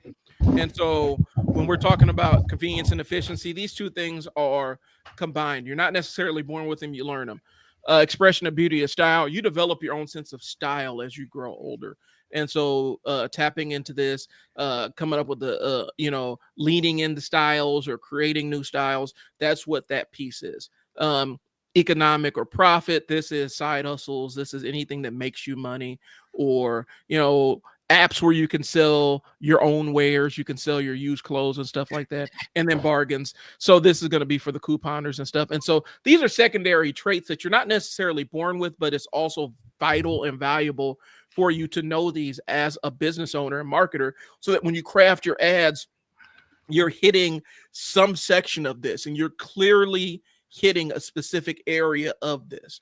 Because if your message isn't clear, if you're not sending the clear signal to your audience, you're not going to reach the people that you need to reach. And so that goes into the next section. So go ahead, Fearless. All right, so man, you got to listen. Okay, so here's a book that I wanted people to see what I'm talking about. So the mission statement book, right? And it's on page 139, and it says, and I quote, statement for ConAgra is, our mission is to increase the stockholders' wealth. Our job is to feed people better. So the first part of their mission, the first sentence out of their mission is telling you exactly what they intend to do. So when they're leaving and going to Chicago, or like Vickers left Omaha and went to Mexico, or this and the other, before you start working at some of these companies, you should probably know what their vision. Oh, good job. What their vision and what their mission are, because for the most part, they'll tell you exactly what it is. Think about it. ConAgra told you off top, our mission is to increase stockholders' wealth. Period. They didn't say anything about, we're going to provide for the community, we're going to do this, we're going to do that. They didn't give a shit. They told you what it was before they came to Omaha. Think about that, right? So where are they actually from? They're out of California. Mm-hmm. They just had another base here. But their objective is what? Like I said for the third time, our mission is to increase stockholders' wealth. Our job is to feed people better. Come on, man. They tell you what it is. So if you want to know where that comes from, the modern mantra of corporations, where the bottom line is the service, the mandate to increase shareholder value, that comes from Jack Welch. He's considered the man who essentially ruined GE. Because before he took over GE was General Electric, right? General Electric. Okay. Yeah, before he took over GE was considered, they called themselves kind of a welfare corporation, where their job was to ensure that the welfare of their employees and the welfare of the places where they were set up to operate. And so they were really community focused. They were big about pensions and making sure that they hired from within, and spent a lot of money on innovations and R&D, which is research and development and stuff. And they were really about, and so you would have people that were in the in GE, working at GE for 30, 40, 50 years. And they worked their entire career there. And so Jack Welch was a guy who joined GE, and he worked his way through. Once he got up to CEO, he thought that, first of all, pensions were a waste of money. He said, if I could run my company off of a barge that just traveled from port to port, wherever was giving us the best tax benefits, that's what I would do. So he didn't feel any connection to the local communities that he was serving. And he said, my job is to increase shareholder value. And so he started taking all of these things and dumping it back into shareholders and making all these cuts and everything. And basically, he's the blueprint of the modern CEO. He came up with the idea that every year you fire your bottom 10% of employees. You don't try to develop them, you just fire them. Gotcha. and find new people. And so he's considered the blueprint of what the modern CEO is and the way that modern companies run. And the reason why a lot of modern companies follow what he did was because on paper, it's very profitable. He's the one that started the idea of stock buybacks, where you can artificially inflate the value of a company by the company buying back its stocks every once in a while. And so Okay. that's kind of what his story is. And so when we talk about the modern corporation like ConAgra, where they're saying our job, our one of our primary mandates is to increase shareholder value, as opposed to creating a better world or community or environment for the people that work for us and the people that buy our products. Got it. That's where that comes from. So I just wanted to point that out. He's the father of the modern CEOs. So Bezos, Musk, Bill Gates, a lot of those big time tech CEOs follow Jack Welch's example, and they call him the Godfather. Oh wow. So yeah, that's where I just had to throw that in there. Yeah. The godfather of cultural destruction. Yeah. So, and I know we're running short on time, so I'm gonna power through this last part of it. Man. Okay, please do. So we talked about all the different aspects of the Life Force 8, and that's not the totality of marketing, but it's a very important thing to use to frame and base how you perceive your product or service in the world. So, listen. So as a business, you're saying, so what can I do to market my business? I don't have a ton of money. What do I do? Right. And because I know that's where people are thinking right now. What do I do if I'm just starting off? And let's say that, because again, I think it all depends on what type of company we're talking about, because all companies are different. But so let me ask you this: is all marketing the same?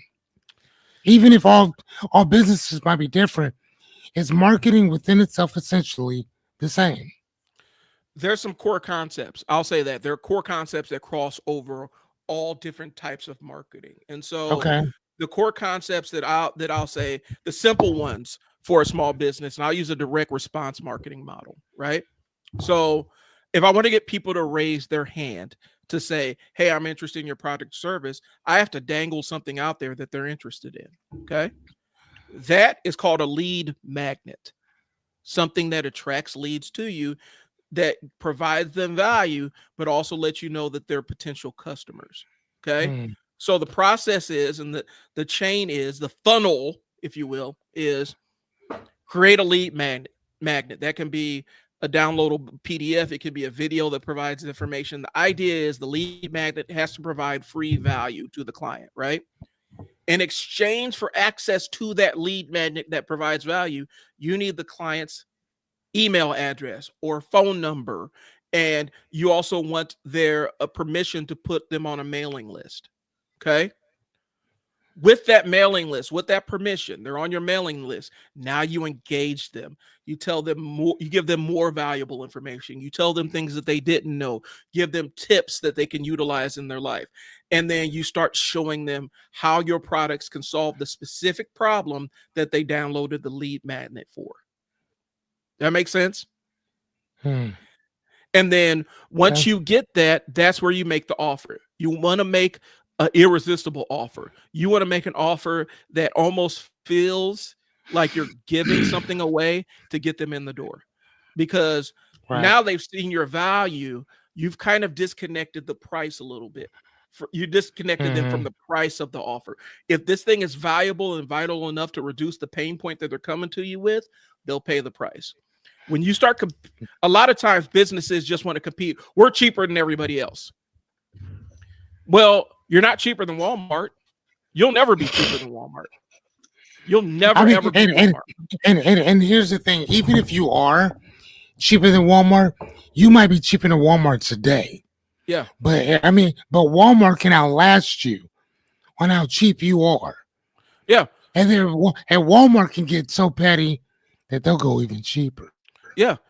And then they can skyrocket everything else up around them just to fuck with you. So you can play with Walmart if you want to. Yeah. Walmart can literally say, you know what? I think we can take a $10 million loss on this specific product just so that we can push this person out of the market. most small businesses can't take a $10 million loss anywhere at any time, No. ever. So, No.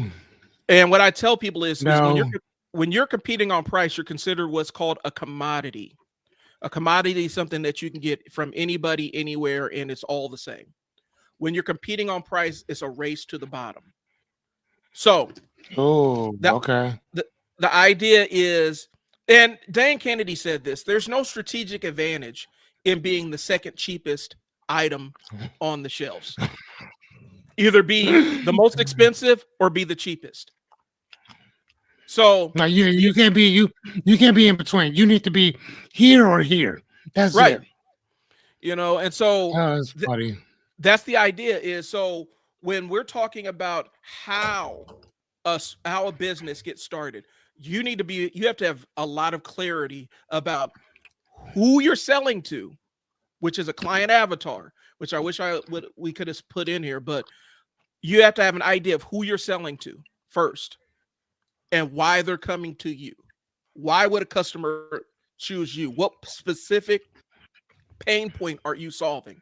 And then you lean into that and you write to that pain point. You create social media to that pain point and you show how you solve that pain point. And then all the while you're giving them value, you're making social media posts, answering questions that help them solve that specific problem. So what a business can do to get started is this. If you have no money on social media, if you have no money to market yourself, then you need to be working on building your social media platform. And you need to pick a horse and ride it. So if you're going to be on TikTok, be on TikTok. If you're going to be on Facebook, be on Facebook. If you're going to be on Facebook, YouTube, and TikTok, then be on Facebook, YouTube, and TikTok. Your goal is to build an audience of people that are interested in what you're talking about, in what your product or service is. So quick question. How do you find that? How do you find that? This is okay. How do you find the people that are interested in what you got going on? So this is where you're answering specific problems that your clients will have. And a lot of times it's as simple as doing a Google search. What kind of questions would a client type in to find your product or service? Okay, can you give me an example? So matter of fact, how about this? Don't tell me, show me. Okay. So share your screen and walk me through it. So I'll go ahead. So let's see like this. I'll pull up Google here. Again, this is what trial and error is all about. Show me. So if I am, and I'm sharing my screen now, so give me a second. Okay. So I mentioned earlier buying a new transmission, right? Okay. Like a couple of years ago, right before my daughter was born, this is about 15 years ago, I was in a car that had a faulty transmission. And so a lot of my searches were, how much does it cost to fix this transmission, right? Okay. So let's see, how much to repair a transmission in a 2006 Nissan Maxima. Okay. So you see what pulls up. Are you following me? So first it gives you the AI results, right? You scroll down. What's the first thing you see? Videos, right? So this is a video YouTube channel, but what do I see as number 3? This looks like a business.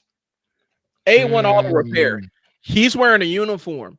He's telling me about the Nissan Maxima I had, the 6th generation, 2004 to 2008, and how it was an absolute disaster that Nissan should have got sued for. But hey, let me ask you right quick. Yeah. Is this a problem that you actually have to deal with? Yes, it's actually a problem I dealt with. Okay. So I'm pulling it up. Hey, as soon as we're done, we're going. Great content needs a great audience. Like Stretch Armstrong once needs the to be ad gets done stretched. playing, Ready? I'm gonna show Yeah! Woo! Hey man, shut that shit off. Hey friends, it's Len from 1A Auto. Today we have a 6th generation Nissan Maxima in the studio. We wanted to go over some of the common problems that we've come to find. So let's get started. Problems that you find with the Nissan Maxima transmission, right? So, and his channel is A1 auto, repair tips and secrets that transmission mechanics only know, right? He has 2.6 million subscribers. Yeah. Okay. So I click on this. I go to his homepage, right? Hey friends, don't go pushing that pause button. Don't you want to learn how to work on your own car and truck? Right, we've come to the right place. At 1A Auto, we want to teach you everything you need to know about fixing your car in a way that everybody can understand. I want to see what you're using my tank. No fancy terminology. I click on his website. It takes me to his website. And now we want to have a little fun along the way.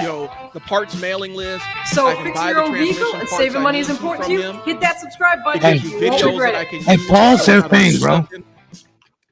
Okay. Like turn their sound down. Okay. Oh, it's going. Yeah, I'm good now.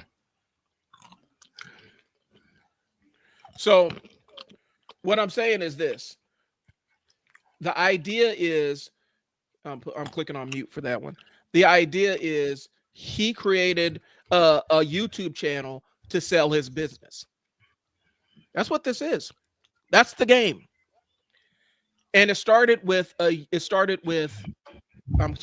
back. It started with a Google search.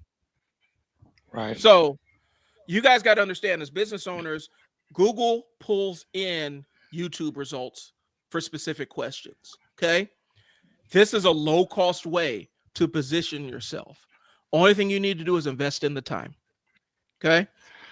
Is it still playing? So, no.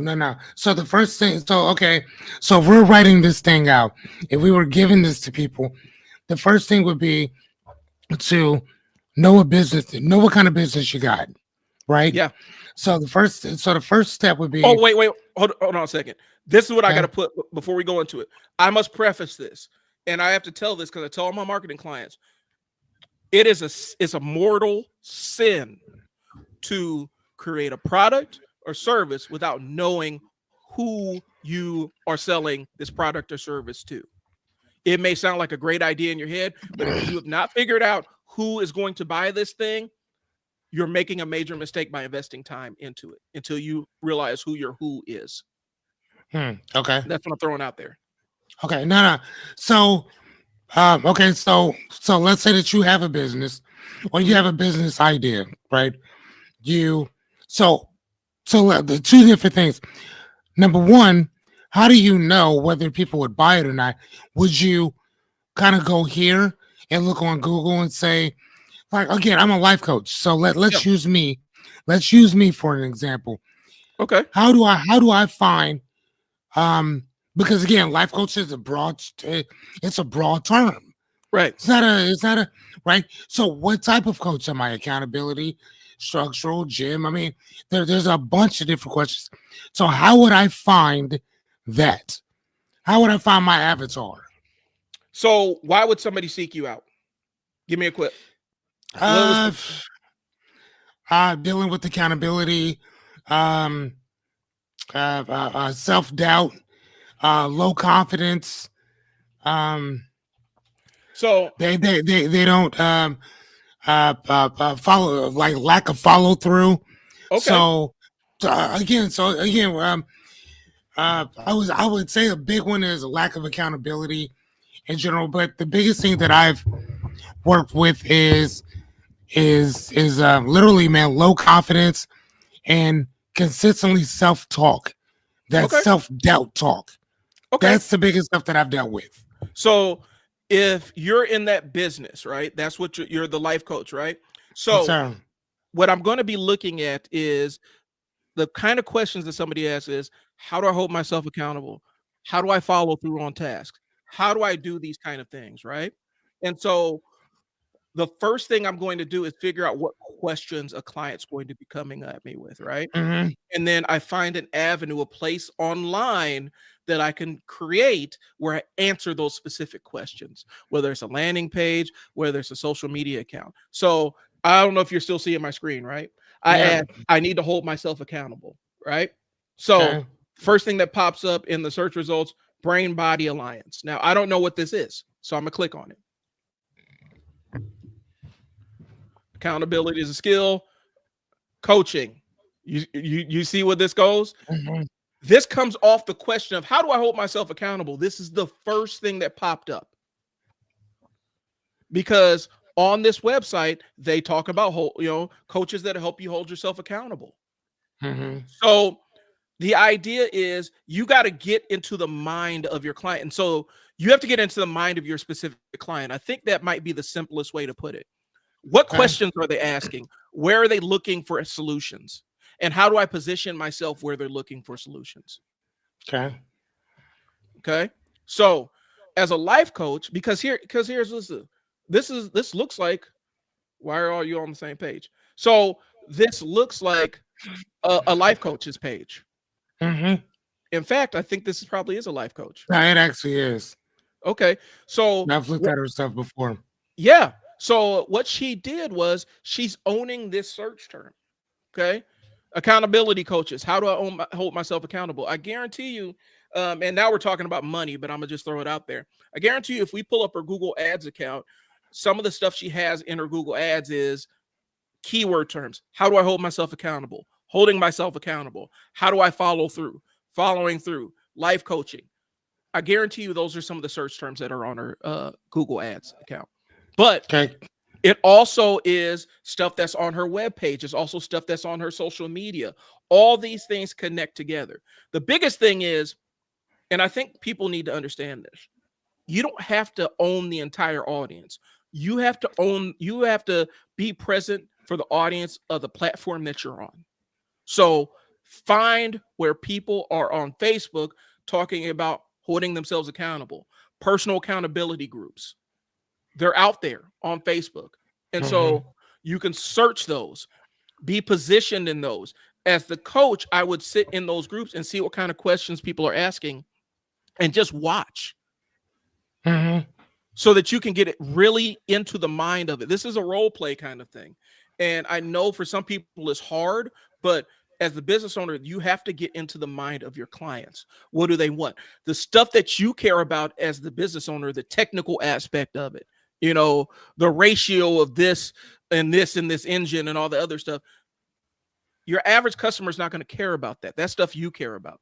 They want to know, is this going to make my car run? They want to know, is this coach going to help me hold myself accountable? So you don't need to go through all the process. You just need to present yourself as a potential solution for them. So I would start with, for free, the free thing I would do is I would go to Facebook, because that's where people interact, and find accountability groups. You can even type it in the search bar, accountability groups, and add yourself to a couple and see what they're talking about. See what the conversation is.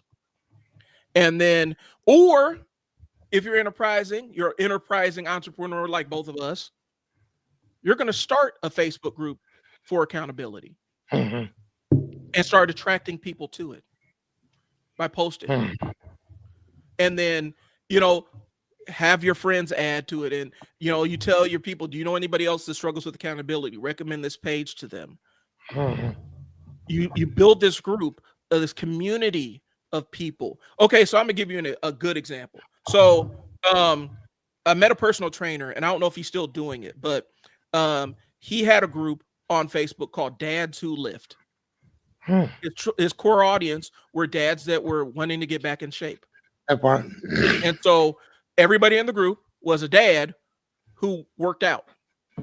And within that group, he would share tips, he would talk about stuff, but then he would also say, and I'm offering this. This is a new package I'm offering for the new year. If you're interested, sign up. That group had 20,000 people when I was in it. Oh, wow. And so all he needed was like 1% of the people to sign up for his nutrition package and his workout package. And he was making good money. So he spent the time building a community of people that he can serve and let them interact with one another, let them solve each other's problems, popped on as an authority to help out with stuff. And then that opened up the pathway for him to sell stuff. So for a coach, I would start a community. And the thing I noticed about what you're doing, Fearless, is when you live stream, your 100 days of live streaming, you are essentially doing just that. You're building a community of people that learn to trust your wisdom and learn to trust your input on things. Okay. So the next thing you do is you have a group that's aligned with problem solving and accountability and stuff, and you kind of brand it the same way, in a similar way, and you encourage people to join that group. And that's what we're trying to do on Skool. I made a little bit of money on Skool, but it wasn't. It's not public enough to get the kind of traction that you need. You got to do a lot of marketing to get that piece of it. But I mean, right? Where's what's the other one? Russell Branson's. Oh, ClickFunnels. Now that's a lot more mainstream. Yeah, because that's a website. Yeah, that's your website online. But you could do that on Facebook. You could do the same thing on Facebook. What do you mean? Building a community on Facebook full of people that need your product or services, and they want to talk with other people that have the same problems, so they can get better and work with each other. And then every once in a while, hey guys, I'm having a live stream about X, Y, and Z. Do you struggle with this, and this? Tune in. Hey, I have a new coaching product. Hey, this is where it's launching. If you click here, you can get early access to it for this price. Okay. And so these are different things that you can do. Facebook is totally free to create these groups. All it takes is the equity and building the actual community around it. So that's the simplest way I could put it out there. Shout out, I think it's Joe. Shout out to Joe, Dads Who Lift, man. You stumbled onto something early on in the game, and you are maximizing it. You're killing it with that. So is he still doing it or what? I think he is. I bounced out of the group because I was just like, I was conflicting with somebody in there, and I'm like, I don't need this, but I'm pulling it up on my phone. Yeah, Dads Who Lift. And even so now he's up to 51,000 members. Nice. It's a private group, so he controls who comes in and who goes out. And he can put ads for his own products in here, but it's also an organic community of people that are talking. So it's not him doing all the talking, if that makes sense. No, okay. The community does its own thing, and then when it's time for him to put his messaging in there or weigh in on something, he pops in. Gotcha. So that's a low-cost way. That's a really low-cost strategy, but it requires time. And you have to really think about what your offer is and who you're serving, so you can attract those kind of people and invite them in. So I think with your Ask Fearless, you have enough of a presence. Like, your Facebook account's way bigger than mine is, and you have. Do you know why it is? Why? Because I got this thing like that. I'll get this idea in my head, and then I just have to go for it, like no matter what it is. So I said, what would happen if I got 5,000 friends or whatever on my Facebook? So I just went through and just started following, like, requesting friends, requests for like a month or so. And then I'm like, this is boring. So then I stopped doing it. Oh. And then throughout all that time, people would just accept it. And so it went from like a couple hundred to like 1,000. And then it went from 1,500. Then it went to like 2,000. That's all I did. Okay. I don't know 3/4 of these people. I don't know them. And it's crazy because I'll get calls from different people like, man, such and such. No. Well, you guys are friends. My dad got almost 5,000 friends. I don't know them people. I just did it just to see what would happen. Right. That was all. So that's literally all it was. And that's why I have so many. But it gives you a bigger audience to ask for that, because if only 5% of your audience responds to it, that's still a couple hundred people, right? Yeah. I mean, so what if I got 4,500 and some odd people, so 10% of that would be 450, so then that'd basically be 45 people at 1%. Yeah. So yeah. Around there. Yeah. And so you have the ability, because you also have a lot of people that do watch you, like people show up for your live streams or whatnot because they're engaged and interested in what you're saying. And so you could build a community around there. You put a link, hey guys, this is my group. If you want, want to chat and talk about accountability, this is the place to be. if you need other peers to help you with accountability, this is the place to show up. We talk about this. These are what the ground rules are. We have moderators that moderate to make sure that the content doesn't go too far astray. And you could absolutely monetize a free platform like that. Okay. And so that's where I would start as a business owner. Start living in the communities, because even the guy who put me on, the person I learned this from was the guy who created ClickFunnels, was Russell Brunson. Was finding online communities of the people that you need that you want to sell stuff to. So you want to be in those places, or oh wow, what happened? My camera went off. Yeah, that happens. All right, to you, yeah. I'm having all kinds of difficulty with this PC. It's all good, man. I'm going to pull this apart. So anyway, he talks about being present where you want to sell and just listening. You don't want to talk. You don't need to talk as much. You can share and maybe offer some input, but also listen, see how people are talking, see what they're asking. You could even listen to, I tried life coaches and this is what happened. So you can see what their negative experiences are. So you can craft what your experience, so what their experience is with you.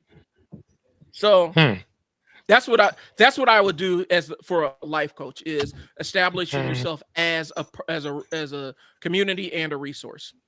Okay. Community and resource. And we're gonna have to do, like, down the road, we don't have to do it next week, but we're gonna have to do a part 2 to this, because there's a whole nother side of this thing that we need. No, we do it next week, man. Okay, so or we can pull up in another day. So, bro, I'm doing 100 days, no matter what. So I need to get acclimated, which I already feel comfortable just kind of hitting the thing and going online and stuff. You know what I'm saying? Like I'm good now. Okay. I mean, I'm doing this enough. And the same thing I told Matt is like, we do philosophy hunters. And I mean, bro, like right now it's just go, let's go. Right. Like, man, like I don't just want to sit around talking about shit. If we're not filming, again, that's just being busy. Hit that live button and let's go. So last thing is Fearless plug, because you mentioned it. I want you to mention it on here. When is your live stream? Every night between 8:30 and 9:30 when my son's home, which is usually Sunday through Friday. So Friday and Saturdays, we can go from 8:30 until whenever y'all get tired of hearing me, but it's usually about 10 o'clock. So Monday through Friday, for the most part, it's basically about an hour coaching, training, answering whatever questions. We haven't really gotten too many or whatever, but I mean, I'm here to help. Like I said before, majority of us have these dreams, goals, aspirations that we just sitting on, and most of the time we don't do this shit because you done talked yourself out of it. My job is to talk you back into it. Brian, am I good at talking people into stuff? Absolutely. I'm just saying, like, so again, that's what I do. My job is to talk you in to the shit that you talked yourself out of. That's it.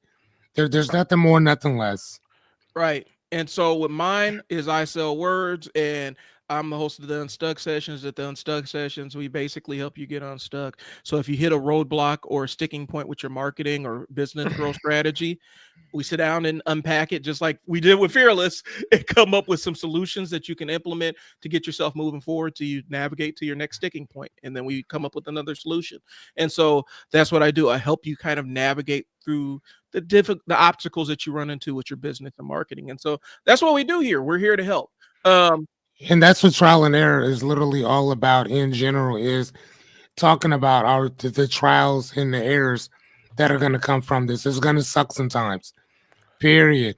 I mean, like I remember yesterday, and again, I'm just a few days into this thing. I'm like, man, I don't know if I want to do this tonight.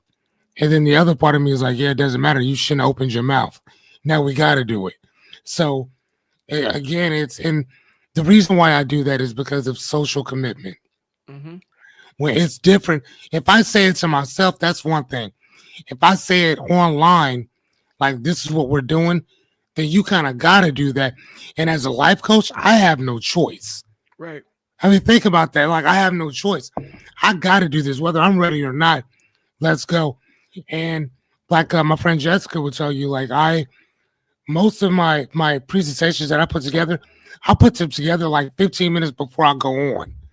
So, and then like the last couple, I ended at last night. We ended at 9:30, a little bit later. Hung out with my kid for a little bit before he went to bed. Got back here and I started working on another presentation. And she's like, "Dude, why you?" Called me up like, "Man, why are you still working on this?" Like, I love doing this. This is nothing. Yeah.